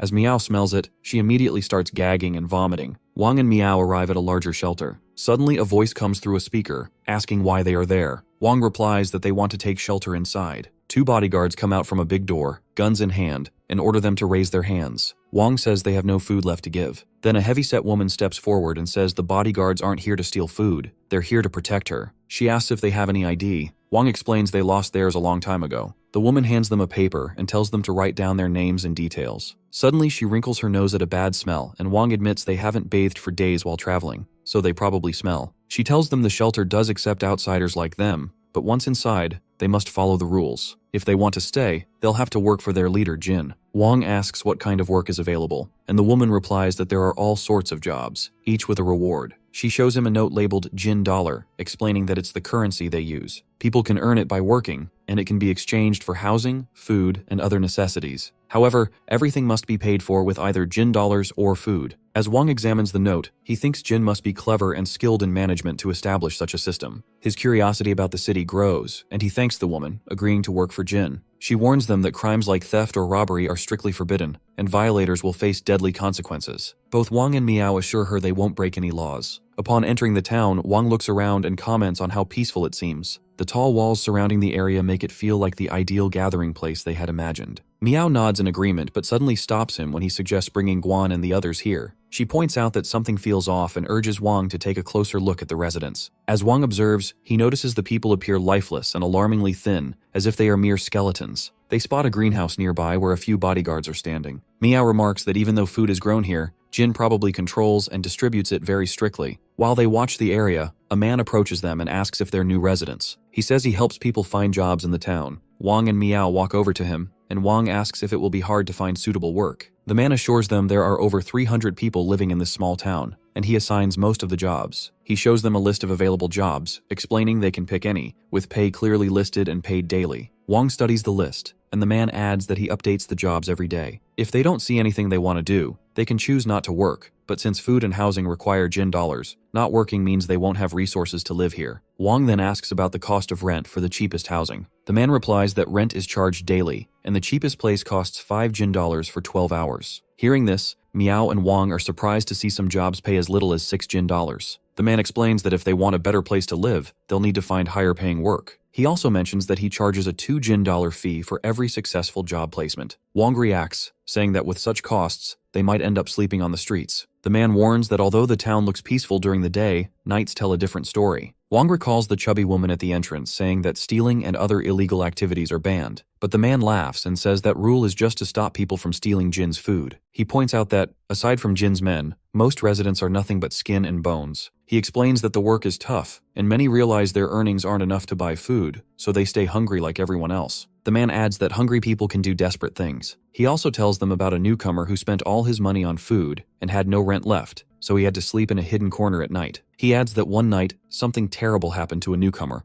His legs were chopped off. Wang and Miao are shocked to hear this, and the man insists it's true. Wang then says that if he wants to make good money, he should become a bodyguard, since it's the highest paying job available. Miao wants to apply too, but the man doubts it, saying their build isn't right for bodyguards. He then suggests that with Miao's beauty, she should become a dancer to catch Jin's attention, which would bring her clear benefits. He explains that Jin, the town's leader, loves collecting beautiful women and often throws swimsuit parties for them at his luxurious villa. Miao feels embarrassed hearing this, and Wang quickly rejects the idea, insisting they're both only applying for the bodyguard jobs. The man agrees to help them apply and tells them to come back tomorrow. As Wang and Miao walk away, Wang is still angry about the dancer's suggestion. Miao calls out to him and says if their application is rejected, he'll have to let her approach Jin alone. Wang angrily refuses again, saying even he hasn't seen Miao in a swimsuit, so there's no way those guys can. Miao laughs and playfully slaps him. As they talk, a luxury car arrives with several bodyguards. The crowd immediately starts shouting that Jin has arrived and that it's time to eat. People rush toward the car, but the bodyguards raise their guns, ordering everyone to stay back. The car's sunroof opens, and Jin first shows everyone his golden scepter, which has 2 shining gems embedded in it. Wang and Miao are surprised by how valuable the gems look. Seeing Miao's interest in gems, Wang quietly says he'll find a way to get those gems for her and Guan. Jin, a short man, then stands up through the sunroof and announces that it's mealtime again. He asks if everyone has been listening and working hard to earn Jin dollars. He clearly states that only those who work hard will be respected and get to eat their fill. The crowd shows him the money they earned, ready to receive their food. As Wang looks at Jin, he thinks the chubby woman must be infatuated with him because she expected Jin to be tall and handsome. But seeing Jin now, he looks sleazy and rat-like. Wang tells Miao that these people seem even crazier than wanderers. Jin manages to make everyone work for him with just a little food. Miao explains that before the post-apocalyptic world, Jin was a real estate tycoon, and she even arrested him once. She adds that Jin had influence back then but always used underhanded tactics. Just then, Jin orders everyone to line up and hand over their Jin dollars to get food.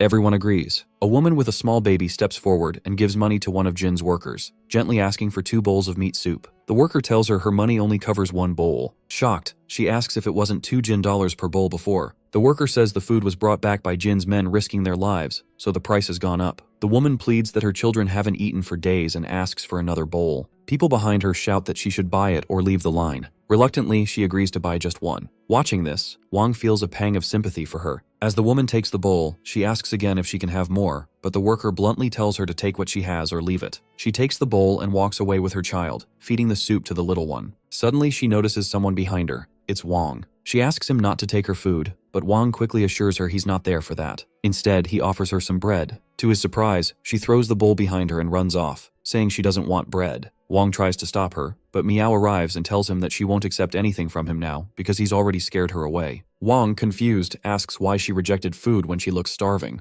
Miao replies that this small town is strange, and they need to watch carefully. Some men stand in front of Jin, and his bodyguard tells him they want to join the expedition team. Another man says they can arrange for them to leave tomorrow and asks for Jin's opinion. Jin warns the men to think carefully because joining the expedition is very dangerous. They ask if they will get bread if they join now. Jin confirms this and orders his men to give them bread. When the bodyguard throws the bread packets in front of them, the men quickly grab them. Jin tells his assistant to watch these men closely and to stop them if they try to escape. As they talk, a man named Dazu arrives. Jin asks him what he wants. Dazu kneels down, begging Jin to send his doctor to save his sister. Jin asks Dazu about his sister, and Dazu explains that she has been running a high fever for several days. He admits he's feeling weaker and came to Jin to request help arranging a doctor. Jin responds casually, calling it a minor issue, and tells Dazu to bring his sister to him for the best care. When Dazu mentions that his sister is only 15 and still a child, Jin dismisses the concern, stating that he's a businessman who always seeks profit. Jin offers an alternative. If Dazu isn't willing to trade his sister, he can offer himself instead. Jin adds that if his sister agrees to join the expedition again, he'll have his private doctor treat her. Left with no other choice, Dazu agrees to rejoin the expedition. Satisfied, Jin leaves, while Dazu remains on the ground. Nearby, people whisper among themselves, recalling that the last time Dazu joined the expedition team, it was also to help his sister. They murmur about how dangerous the missions are, life and death situations. They note that Dazu was the only survivor from the previous journey to the northern city, where the highest level wanderers roam. Dazu eventually returns home and gently places a wet cloth on his sister's forehead, trying to ease her fever. Dazu sits by his sister's side and reassures her that a doctor will visit tomorrow. He blames himself for her condition, admitting that he couldn't afford better food,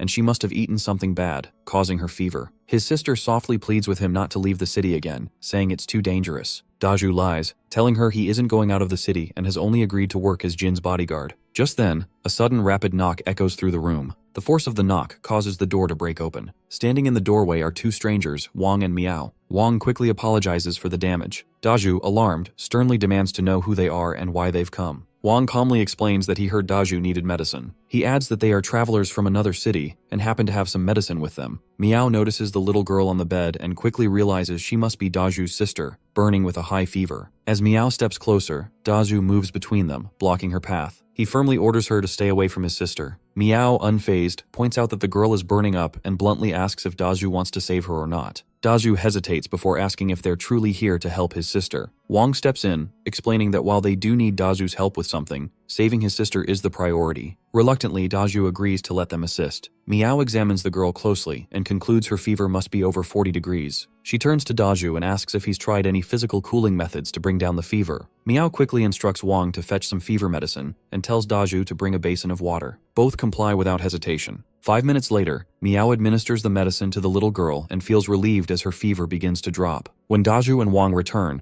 they notice the improvement in the girl's condition. Overwhelmed with gratitude, Dazu kneels before them, thanking them sincerely for saving his sister. He explains that his little sister, Li Xiaolu, is his only remaining family and declares that his life now belongs to them for what they've done. Wang and Miao urge him to stand, saying they need to discuss something important. Dazu hesitates, admitting he doesn't know what they want from him but promises to do it, even if it costs his life. Wang reassures him, saying they simply want information about the area, as it seems Dazu has been living here for a while. Relieved, Dazu remarks that he thought they might ask him to do something drastic like kill or kidnap someone. Smiling slightly, Wang introduces himself and Miao. Dazu reciprocates by introducing himself and his sister. Before leaving, Wang hands Dazu a cola bottle. Dazu, surprised, holds it up and places it near Xiaolu. With a soft smile, he comments that she'll be thrilled to have some cola when she wakes up since it's her favorite drink. As Wang observes Dazu, he thinks that while Dazu may be simple-minded, his deep care for his sister shows that he has a good heart. Miao breaks the silence by asking Dazu if he was a soldier before the world fell into chaos, mentioning that she senses a strong, disciplined aura from him. Dazu nods and confirms he was, but explains that he retired after sustaining an injury. Wang glances at the scar on Dazu's face and asks if it's from his time in the army. Dazu shakes his head and explains it's a mark from fighting wanderers in the North District while serving on an expedition team. He adds that the North District is home to over 1 million wanderers, making it nearly impossible to clear them out completely. Dazu shifts the conversation to Jin, mentioning that the man has no shortage of food and plenty to feed his loyal followers. He reveals that Jin's real motive for organizing the expedition teams isn't survival, but greed,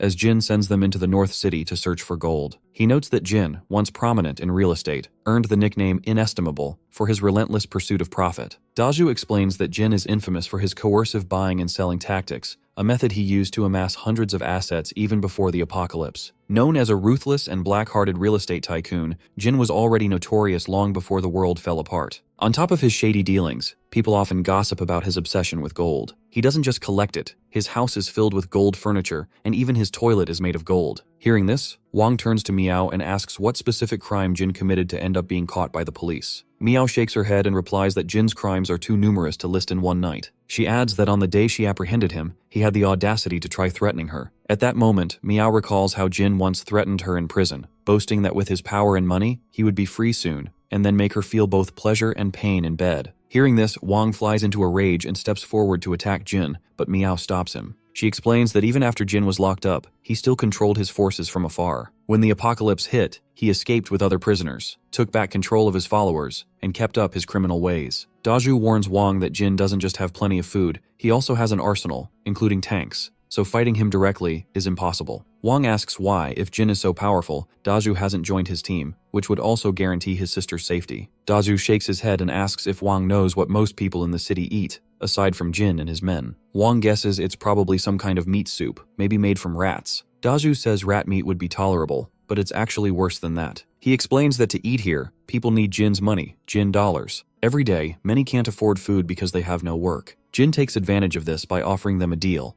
Join the expedition team, go on one mission, and they'll get some expired bread from his warehouse as a reward. Daju continues, explaining that the people without skills or training can't possibly fight against the Wanderers. At first, he didn't understand why Jin included them in the expedition team. It wasn't until last month, when he was starving and had no choice but to join, that the truth became clear. The only reason these unskilled individuals are brought along is to act as bait, to lure out the Monarch Wanderers. He explains that Monarch Wanderers are bloodthirsty and far more dangerous than regular Wanderers. When a group of helpless people gathers, the Monarch Wanderers are naturally drawn to them, allowing the rest of the team to search for gold while the bait takes the brunt of the danger. Seeing Wang and Miao's confused expressions, Daju elaborates. Monarch Wanderers are massive, several times larger than normal Wanderers. They possess incredible speed and destructive power. Daju shares that, as a former Special Forces soldier, his skills and self-preservation instincts are better than most. But even he felt helpless and furious when he realized he was being used as bait. He recounts his own terrifying experience. Just when he thought he had escaped a Monarch Wanderer, reality struck hard. The creature caught up to him in an instant. Unlike regular Wanderers, Monarchs don't just eat their prey, they seem to take pleasure in torturing humans. Daju says the scar on his face was caused by a Monarch Wanderer. After it scratched him, the creature left. Since then, Jin believes Daju scared the Monarch away, which is why he's been eager to have him rejoin the expedition team. Wang asks his system for information about the Monarch Wanderer, but the system replies that there's currently no data available. It suggests an upgrade might reveal more. Miao then asks Daju what Jin has been feeding the town's residents. Daju grimly explains that those killed by the Monarch Wanderers aren't wasted.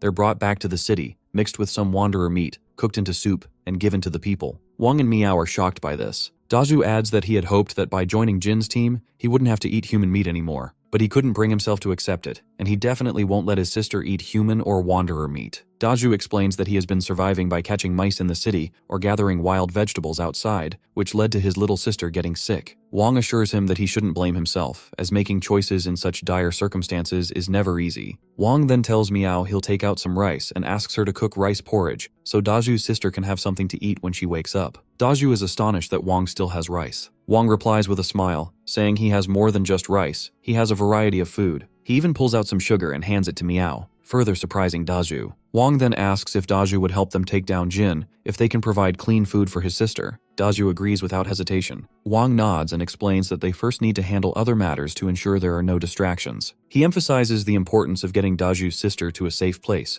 and instructs him to follow a specific route where his companions will be waiting to take care of her. Without wasting time, Daju gently carries his sister on his back and leaves the town. As he approaches the main gate, the guards ask if he's heading out again to gather wild vegetables with his sister. Daju confirms, keeping his expression neutral. Satisfied, the guards open the gate and let him through. Daju walks away, and after some time, he reaches a spot marked by a fast food clown statue. Suddenly, Guan appears and orders him not to move, warning that she will shoot if he does. She looks confused when she sees the girl on his back wearing Wang's clothes. Daju explains that Wang sent him and, showing her the phone, says she'll understand now. Guan reads Wang's message, which says that Guan should follow all instructions for now, first, to bring Daju's sister to the base where their companions are waiting, and then return to town with Daju. After reading, Guan agrees to cooperate. They head together to the place where Chengping and the others are. A girl there takes care of Xiaolu and reassures Daju that his sister is getting better. Daju feels relieved. Meanwhile, when Chengping asks if Daju can be trusted, Guan confirms that Wang's message said Daju is reliable. After that, Guan climbs onto Daju's back, and they head back into town. Guan feels happy to see Wang again. Miao remarks that she didn't expect the defenses here to be so weak. They got in quite easily. Wang says that now Guan is inside, they need to plan how to take on Jin. Daju adds that Jin lives on the top floor of the building, and the armory is also there. The security in that building is the tightest, making it nearly impossible for outsiders to get in. He explains that just like at the entrance, a team of more than 20 people patrols constantly, always watching for intruders. Even if someone manages to get inside, every floor has guarded entrances. Hearing this, Wang says Daju knows the situation so well because he used to be part of the expedition team. He tells Daju to take him along tomorrow so they can join the team together and then figure out how to sneak into the building. Daju warns it won't be easy. Once people join, the team holds them at gunpoint to stop anyone from backing out,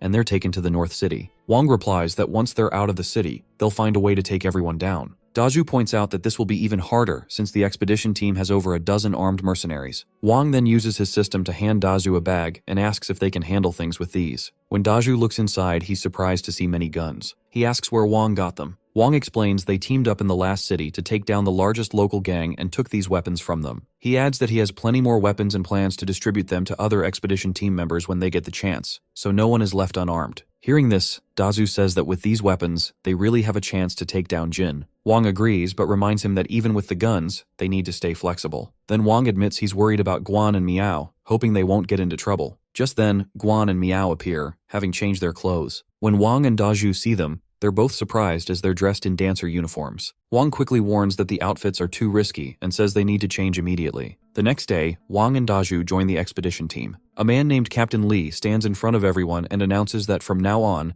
every move will be under his command. He warns that anyone who disobeys or falls behind will be shot without mercy. As the captain talks, he notices a man not paying attention and angrily slaps him. Daju steps in between and tells the captain that many of them don't even have enough to eat, so they can't be as energetic. The captain says he respects Daju, but that doesn't mean he can challenge his authority. Daju steps forward, ready to respond, but Wang quickly stops him. Apologizing to the captain, Wang quietly tells Daju they can't start a fight now. They need to get out of the city first. The captain then asks Wang if he's new here. Wang confirms, and the captain looks puzzled that a newcomer wants to join the expedition team so willingly. The captain notices Wang's bag and asks if he plans to loot items during the mission. When he checks, he's surprised to find it empty. Annoyed, he slaps Wang and warns him not to try stealing. Then he orders his men to move out. As they start moving, Daju asks Wang what happened to all the stuff that was in his bag this morning. Wang just smiles and says it's a secret. Watching from above, Jin asks his assistant Zhang if his and the captain's plan will really work. Zhang assures him it will. He explains that last time they failed because they didn't know it was Monarch Wanderer territory. But this time, the cannon fodder, meaning the expedition team, will lure the Monarch Wanderers away, allowing Captain Li to move the gold from the vault. Jin feels pleased and says he can finally achieve his longtime dream, a solid gold statue of himself in the city. He also tells Zhang to find new girls for him, as he's bored with the ones he already has in his room. Meanwhile, in the town, everyone is stunned by the beauty of Guan and Miao, who are dressed elegantly. They both head to the man who often offers jobs to the townspeople. Wang and Daju walk through the city, and Wang notices that the farther they go, the more rundown the streets look. Daju explains that it's normal. This area used to be the busiest and most crowded part of the North City, but after the apocalypse hit, many people couldn't escape in time and turned into wanderers. Now, no one dares to come here, so the place just keeps getting worse. Daju asks Wang when they'll make their move, but Wang tells him to wait a little longer. As they talk, a man from before suddenly calls out to them from behind, warning them not to do anything stupid. He says trying to escape is impossible, but he won't report them to Captain Li because Wang and Daju helped him before. He adds that many have tried to run from the expedition team, but this time is different. Jin promised great rewards if they complete the mission. Daju asks if the man means helping Jin find gold, and the man confirms. He says he heard the rumor, and that's why he joined the expedition team. He explains that Jin discovered the central bank in the northern district holds a huge amount of gold. Before the apocalypse, gold was still very valuable, so all the banks stored their gold there for safekeeping. There's an unimaginable amount of gold kept there, but after the apocalypse, people focused more on food and stopped thinking about it. Wang thinks to himself that he needs to get that gold to upgrade his system. As they talk, the captain's men shout for them to move faster. Wang then asks the man where he heard the gold story and if it's trustworthy. The man confirms it is. The man adds that he traded half a loaf of bread he got from joining the expedition team with one of Jin's close aides to get this information. Wang asks what kind of reward Jin is offering and if it's really worth risking his life and trading bread for this intel. He jokes that he doesn't suppose the man wants the gold either. The man confirms he has no use for gold, but says this time the reward is meat. Wang says that if the intel is true, he'll make sure the man gets his share too. Then Daju asks Wang what they'll do if they run into a monarch wanderer along the way. Wang tells him their priority is to get the gold first, and Daju agrees. Led by Jin's men, the team slowly moves through the northern district. Even though it's daytime, their large formation still attracts several wanderer attacks. To avoid revealing who they really are, Daju and Wang use the crude weapons they were given to fight off the wanderers. The other cannon fodder are terrified and don't even dare to pick up their weapons. Jin's men just stand back, probably worried that gunfire will attract more wanderers. Knowing them, they won't waste bullets unless it's absolutely necessary. After a tough journey, they finally reach the area near the central bank in the northern district. But there are many wanderers nearby, so no one dares to approach the back directly. They can only watch from a distance. The captain then orders Daju and Wang to lead the way to the back, while his men cover them. He says since they are the best fighters, they will get a big reward when they return. When Daju tries to say something, Wang stops him and tells the captain they'll go ahead. The captain then hands out steel plate jackets to everyone for protection. Wang is surprised that they're being treated well. As Wang and Daju prepare, the captain tells Daju he doesn't have to wear the jacket because he needs to stay behind and assist him. Wang senses something is off. Daju hands his jacket back to the captain, telling him he can wear it if he's scared, but makes it clear he will only move alongside Wang. The captain asks Daju if he's sure he wants to disobey his orders. Daju confirms firmly. Wang whispers to Daju that the captain seems sneaky and that he'll handle him later. Meanwhile, at Jin's home, the chubby lady is escorting all the girls, including Miao and Guan, to Jin's room. Quietly, Guan asks Miao if they should try to find the armory since they're inside. Miao shakes her head and says, Wang only told them to find the gold. The chubby lady knocks on Jin's door, and someone inside gives permission to enter. When she looks in, she's shocked to see Jang sitting there in just his underwear. When she asks why he's there, Jang says Jin let him pick a girl first before sending the rest to him. The lady gets angry, but Zhang orders his men to escort her out and lets the girls come in. When all the girls enter the room, Zhang is stunned by their beauty. His gaze quickly settles on Guan, and he thinks she's top-tier quality. He orders everyone to leave except Guan.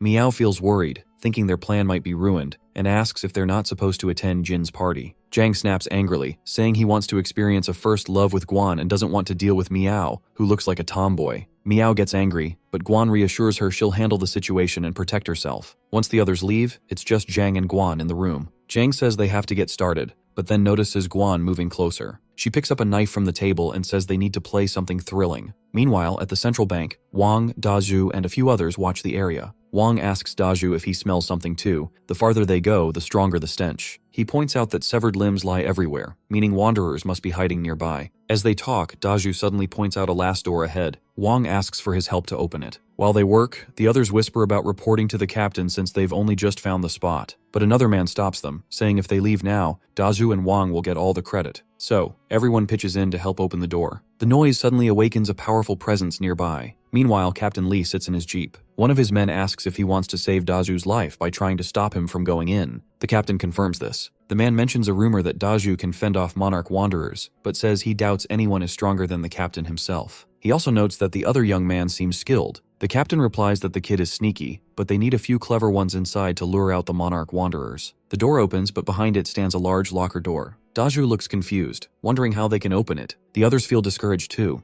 Then Wang says he has a way. He uses his system ability and pulls a rocket launcher out of his bag. Everyone is shocked and asks where he got it. Wang smiles and says this is just a small part of his stash. He shows them other guns and tells them it's hard to explain now, but his true strength is much greater than they see. He says if they're willing to fight Jin with him, he's confident he can lead them to overthrow Jin's rule. The others say they don't want to take that risk. They just want to help Jin get the gold so they can live comfortably when they return. Wang calls them cowards and tells Daju to explain everything he saw before joining the expedition team. Daju begins to describe the harsh conditions he witnessed. After hearing this, the others start vomiting, realizing they've been working like slaves for Jin all day, and in the end, Jin feeds on humans and wanderers. They grab the guns and prepare to team up with Wang to fight Jin. Wang aims the rocket launcher at the locker door and warns everyone to step back. He says he will blow the door open, but warns that when Captain Lee's men hear the explosion, they'll come rushing in and pick them off one by one. Wang fires, and a huge explosion rocks the door. The loud blast reaches the captain, who is shocked. As the dust settles, Wang sees the door is still shut. He thinks no wonder all the city's gold was stored here after the apocalypse. The security is on another level. Wang tells the men to stay alert since their noise will attract Captain Li's men soon. Suddenly, Dazhu points out that Wang's trick is working.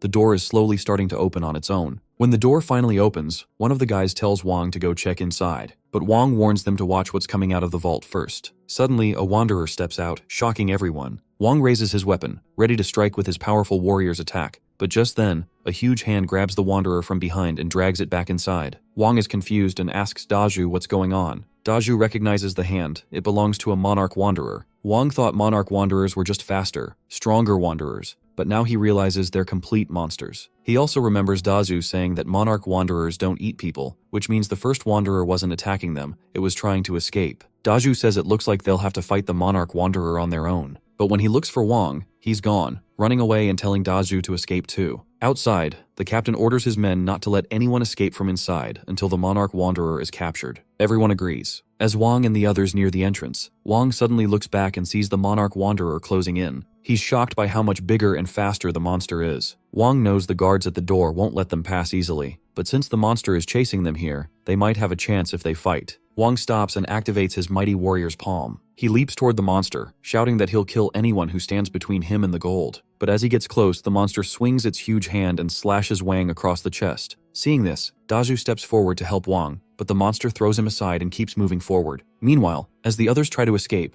Captain Li and his men fire shots at the ground and order them to stop immediately. Li warns that if anyone takes another step, he will shoot them dead. The group tries to explain there's no time. They have to retreat because the monarch wanderer is chasing them. But Li refuses to listen and asks why they're holding guns. Realizing they all have guns, the group starts shooting at Li and his men, forcing them to take cover. One of Li's men suggests using Molotov cocktails to finish them off, but Li refuses, saying if they use the Molotovs now, they won't have any left for the monarch wanderers. At this moment, the others realize Wang and Dazhu are still inside. Suddenly, the monarch wanderer steps out of the building. One of the men wonders if the monster has already killed them. Li watches and thinks the monster is finally out. He decides to let this group of cannon fodder keep distracting the beast. The men raise their guns and start shooting, but to their shock, the bullets have no effect. The monster leaps at them and kills several men instantly. Terrified, the rest scatter and run for their lives. At this moment, a guy from Li's team throws a bottle bomb at one of the men wearing a safety jacket. The man is instantly covered in flames as the bomb explodes, and the blast even shakes the nearby monster. Li quickly orders his men to throw more bombs at everyone wearing those jackets. Meanwhile, Wang lies inside the building, completely stunned. The system tries to wake him up.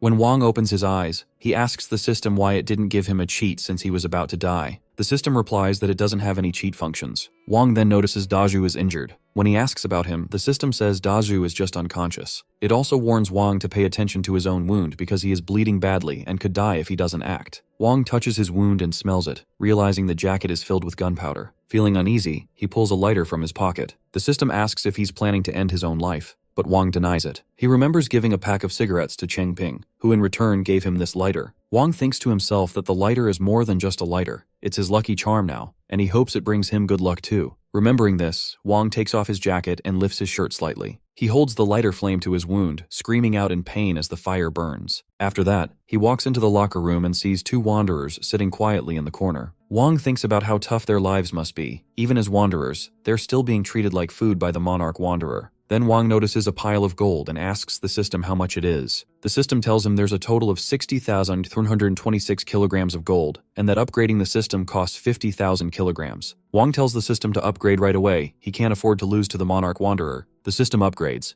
expanding the shop area to 150 square meters and unlocking the beginner shop feature. When Wang opens the beginner shop, he sees only question marks and angrily asks the system if this is all the upgrade did. The system explains that every time he levels up, he will unlock 4 new shop items. Wang is still frustrated. He hates having to level up just to get more items. Wang bends over in pain, and the system tells him not to be discouraged. There's a surprise waiting for him at the end of the shop list. When Wang checks, he feels frustrated that each lottery costs 100 kilograms of gold. He looks at the items he can buy. First, an ammo pack. Second, a divine seed that helps with recovery. Third, a beginner experience pack. And fourth, a random attribute book. Wang thinks the divine seeds are the most important for his health. He also considers buying the experience packs to improve his mighty warrior's palm skill, which would help him fight the monarch wanderer. But right now, even getting close to that fight seems impossible. Suddenly he remembers he has a skill called Reed Crossing the River, and realizes he can buy items to boost that skill's experience too. Wong tells the system he wants to buy all the divine seeds and experience packs. After buying them, he eats one divine seed. Immediately, a green light surrounds his body, surprising the two wanderers watching him. Meanwhile, the monarch wanderer is killing Lee's men one by one. Lee watches and comments on how quickly the monster has wiped out his team. Determined, he says today he will take the monster down to prove himself. Since guns and explosives don't work on the beast, Lee decides to fight hand to hand. He throws his gun aside and pulls out a saw. When the monster throws a dead human body at him, Lee easily cuts it in half. As the monster prepares to punch him, Lee suddenly slashes the monster's hand and dodges the attack. But the monster quickly counters with a powerful punch to Lee's face, sending him stumbling backward. Just as the monster moves in for another attack, Dazu arrives and grabs the monster's arm with chains. Lee looks at Dazu and asks if he still wants to save him. Dazu refuses, saying that after they defeat the Monarch Wanderer, only he and Lee will face each other. Lee nods in agreement. Together, they focus on defeating the monster first, and Lee leaps forward to attack. Meanwhile, the man with Wang lies on the ground but still wants to reach the vault. He thinks sadly that ever since the apocalypse, he's been living like neither a human nor a ghost. This rare chance to change everything, he has to make it count. He reflects on his life and realizes he hasn't really accomplished anything. After graduating, he used drawing comics as an excuse to stay at home, spending his days playing video games and gossiping,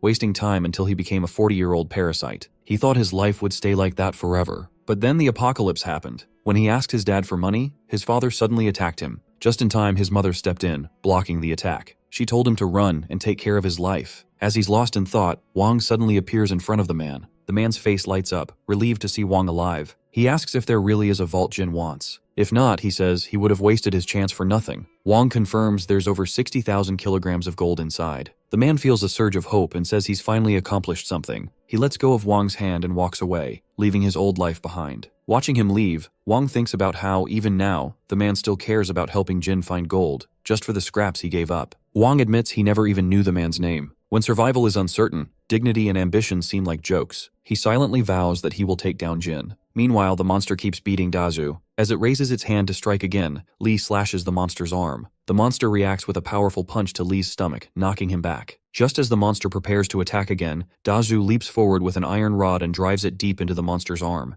The monster screams in pain, but it doesn't stop the monster. In response, the monster grabs Dazu with its other massive hand, and Dazu loses consciousness again. At that moment, Wang arrives with incredible speed. He leaps at the monster, activates his Mighty Warrior's palm skill, and lands a powerful strike. The monster crashes to the ground, leaving a huge handprint etched into the earth. Wang quickly grabs Dazu and flies away to safety. Setting him down, Wang asks how he's doing. Dazu says he doesn't think he'll survive this and tells Wang to take care of his sister. Wang gives him a divine seed. Almost instantly, Dazu feels fully healed. He says after eating the candy, he's no longer out of breath, his legs don't hurt, and even his wounds have disappeared. Wang tells him to stay put while he deals with the monster. Dazu offers to help, but Wang refuses. He jumps off the rooftops and heads toward the monster. From behind, Dazu watches, surprised by Wang's skill. Meanwhile, the monster stretches its body. Wang arrives and says that the last time, he almost spilled my guts, but this time, he will give you a taste of your own medicine. Wang asks his system if it has any information on the Monarch Wanderer now that it's upgraded. The system apologizes, saying that although it has improved, its level is still too low to access the Monarch Wanderer's details. Wang then orders the system to show his current stats and damage values. The system reports that the Reed Crossing the River skill is maxed out, agility has increased to 153, and both strength and Mighty Warrior's palm have gone up by 6 points. It also says the Reed Crossing the River ability now requires a 15-point boost to vitality, and Wang's damage is at 202 points. Looking over the stats, Wang realizes he can only use the Reed Crossing the River skill for 30 seconds, meaning he must defeat the monster within that time. The system adds that since Wang already used some of the skill earlier, he only has 330 inner strength points left, giving him about 20 seconds to finish the fight. The system starts counting down from 20. As the monster lunges to attack, Wang quickly dodges and leaps behind it. He delivers a powerful Mighty Warrior's palm strike, causing the monster's bones to crack. Wang circles the monster, waiting for a chance. When the moment comes, he strikes the monster's face with another powerful palm blow. Blood spills from the monster's mouth, and Wang thinks he's hit a weak spot. But suddenly, the monster strikes back, hitting Wang hard and knocking him into a car. Wang feels like all his bones are broken. The system urges him to quickly eat a divine seed to restore his stamina. Wang agrees and eats the seed. His health improves immediately. He asks the system how much inner strength he has left. The system replies that he has 150 vitality points remaining. Wang realizes he has less than 10 seconds left to finish the fight. He knows the monster's skin is thick and tough, but its head looks more vulnerable. To attack the head, Wang understands he needs to find a way to restrain the monster first. Wang lifts a car with the power of his mighty warrior's palm and hurls it at the monster. However, the monster simply deflects it with ease, tossing the car aside. As the monster prepares to punch, Wang seizes a nearby chain and quickly wraps it around the creature's arm. The system alerts Wang that the reed crossing the river skill has reactivated, and the countdown begins. Wasting no time, Wang moves at incredible speed, circling the monster and using the chain to bind it tightly. Once the monster is immobilized, Wang leaps onto its head. Despite being restrained, the monster roars furiously, thrashing and struggling against its bindings. Wang knows everything hinges on his next move. With determination, he activates the mighty warrior's palm again and delivers a devastating strike to the monster's head. As the blow lands, the system announces that the skill's time limit has expired, and Wang's inner strength is completely depleted. But before he can despair, Wang notices green blood oozing from the monster's head. The creature lets out a final guttural roar before collapsing. It's over as the monster is defeated. At that moment, Daju rushes over and sees Wang sitting on the ground, clutching his eyes in pain. Some of the monster's green blood has splashed into them, causing sharp discomfort. Confused, Daju looks around and then notices the dead monarch wanderer nearby. Just then, Li arrives and tells Daju that this kid, Wang, killed the monster. He asks who Wang is, amazed that he threw cars with one hand and moved so fast. But Li also warns that Wang's eyes got splashed with the monarch wanderer's brain blood, so he might be infected with the virus. Daju grows worried and says he will take Wang to get treated right away. Suddenly, Wang screams in pain. His system alerts him that his physiological system is being invaded. Then it notifies him that he has triggered a hidden quest called Monarch Wanderer and asks if he wants to accept or decline it. Wang tries to process the situation, feeling as though he has never encountered anything like this before, not even in a game. The system presents him with two options. If he rejects the quest, he will receive an A-type serum that will fully heal him and restore his humanity. However, if he accepts the quest, he will receive a B-type serum, transforming him into a hybrid, half-human and half-wanderer. The system explains that accepting the quest will activate the dormant virus within him, enhancing his physical abilities significantly, but at the cost of potential side effects. The quest requires Wang to hunt down all the monarch wanderers in the world. The stronger the monarch wanderers he kills, the more experience points and rewards he will gain. By accepting, Wang will acquire wanderer-specific skills, but his attribute panel will also include a new rage value. This rage will allow him to use the wanderer's abilities, but as his level increases, so will his desire, potentially making him harder to control. The system urges Wang to decide quickly, as time is running out. Wang feels conflicted. Becoming a monster terrifies him, yet he knows that if he doesn't grow stronger, the next time they face creatures like the Monarch Wanderer, the outcome could be disastrous. With no time to hesitate, Wang weighs the cost of his humanity against the necessity of survival. Wang thinks about the safety of his companions and their reliance on him. The system then informs him that completing the quest will reward him with an A-type serum, giving him the option to restore his humanity later. Reassured by this, Wang decides to accept the quest, determined to protect those he cares about and hold on to the hope of becoming human again. The moment he accepts, a strange transformation begins. Wang's body convulses, and Li exclaims in alarm, shouting that Wang is turning into a zombie. Daju rushes to Wang's side, urging him to remember that Miao and Guan are waiting for him to return. As Wang's transformation intensifies, more wanderers emerge from the shadows, drawn by the commotion. Li orders Daju to run, warning that staying will only get them killed. However, Daju refuses, insisting he won't abandon Wang after all he has done for him. Frustrated, Li threatens to shoot Daju if he doesn't flee, but Daju stands firm, declaring that he would rather be shot than betray the one who saved his life. As tensions escalate, Wang suddenly speaks, his voice steady but changed. He praises Daju for his unwavering loyalty, bringing a wave of relief and joy to Daju, who exclaims happily that Wang is back. Wang assures them both that he's fine now, having regained control. The system chimes in, congratulating Wang on unlocking a new mode and enhancing his attributes. Wang, focused and ready, commands the system to display his newly unlocked Wanderer skills, prepared to face whatever comes next. The system displays all of Wang's new skills and explains that Wanderer skills can't be leveled up with experience books. He has to defeat Monarch Wanderers to grow stronger. Just then, Li points his gun at Wang and orders both Wang and Daju to leave immediately. More Wanderers close in, surrounding them. Daju looks confused, wondering why the Wanderers aren't attacking but just standing still. Wang calmly explains that since he just killed their leader, the Monarch Wanderer, they're afraid of him now. In their eyes, Wang has become the new Monarch Wanderer. Daju tells Wang to snap out of it, thinking he must be joking. But Wang insists he's serious. To prove it, he activates his Wanderer brain signal skill, and the surrounding Wanderers step closer to him. Daju prepares to fight, but Wang simply orders the Wanderers to kneel before him. Without hesitation, they obey. Then Then Wang commands them to remove their vests and spread the gunpowder on themselves and on the fallen monarch wanderer's body. 2 wanderers start carrying out the orders, leaving Daju stunned. Meanwhile, Li feels uneasy seeing that Wang has killed the monarch wanderer and now controls the other wanderers. Wang shifts the conversation and tells Li that he and his team are worse than the monarch wanderer.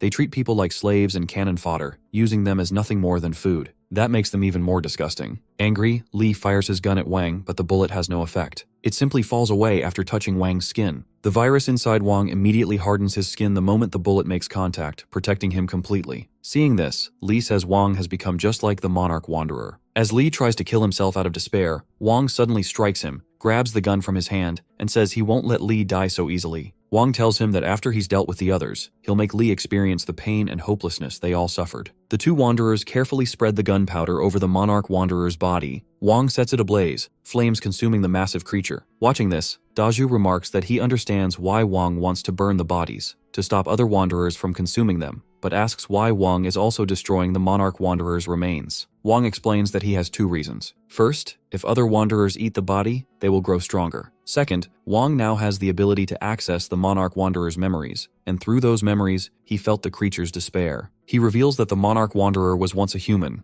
a pitiable man who used to be the boxing champion of the city, a victor of many gold belts. He had a loving family, a life filled with triumphs, but everything was destroyed when the apocalypse arrived. One fateful day, when he returned home with food, he was horrified to find wanderers devouring his family. Hearing the story, Daju's eyes fill with tears. The tragic tale reminds him of his own parents, and he comments with a trembling voice that if not for his sister, he might have become a monarch wanderer himself. As they share this somber moment, Li's voice breaks through, calling out to them and pleading to be taken along. Wang and Daju, however, pay him no attention and continue on their way. Left behind, Li is set upon by the 2 ordinary wanderers, who attack and kill him without hesitation. Meanwhile, Wang and Daju climb into the jeep. As the vehicle roars to life, Wang remarks that they are heading back to the city to stick to the plan and check on Guan and Miao's progress. Elsewhere, at Jin's palace, a man escorts a group of women inside, including Miao. When she enters, her eyes land on a lavishly decorated hall, adorned for what appears to be a celebration. At the center of it all is Jin, reveling in the company of several women. One of the girls lounging beside him leans in and whispers, urging him to notice the arrival of the new girls and suggesting that he go entertain them. Jin approaches the group of girls, who greet him eagerly, each trying to catch his attention and asking him to choose them. Jin, unimpressed by their attempts, comments that he prefers someone more natural. He then tells them to jump,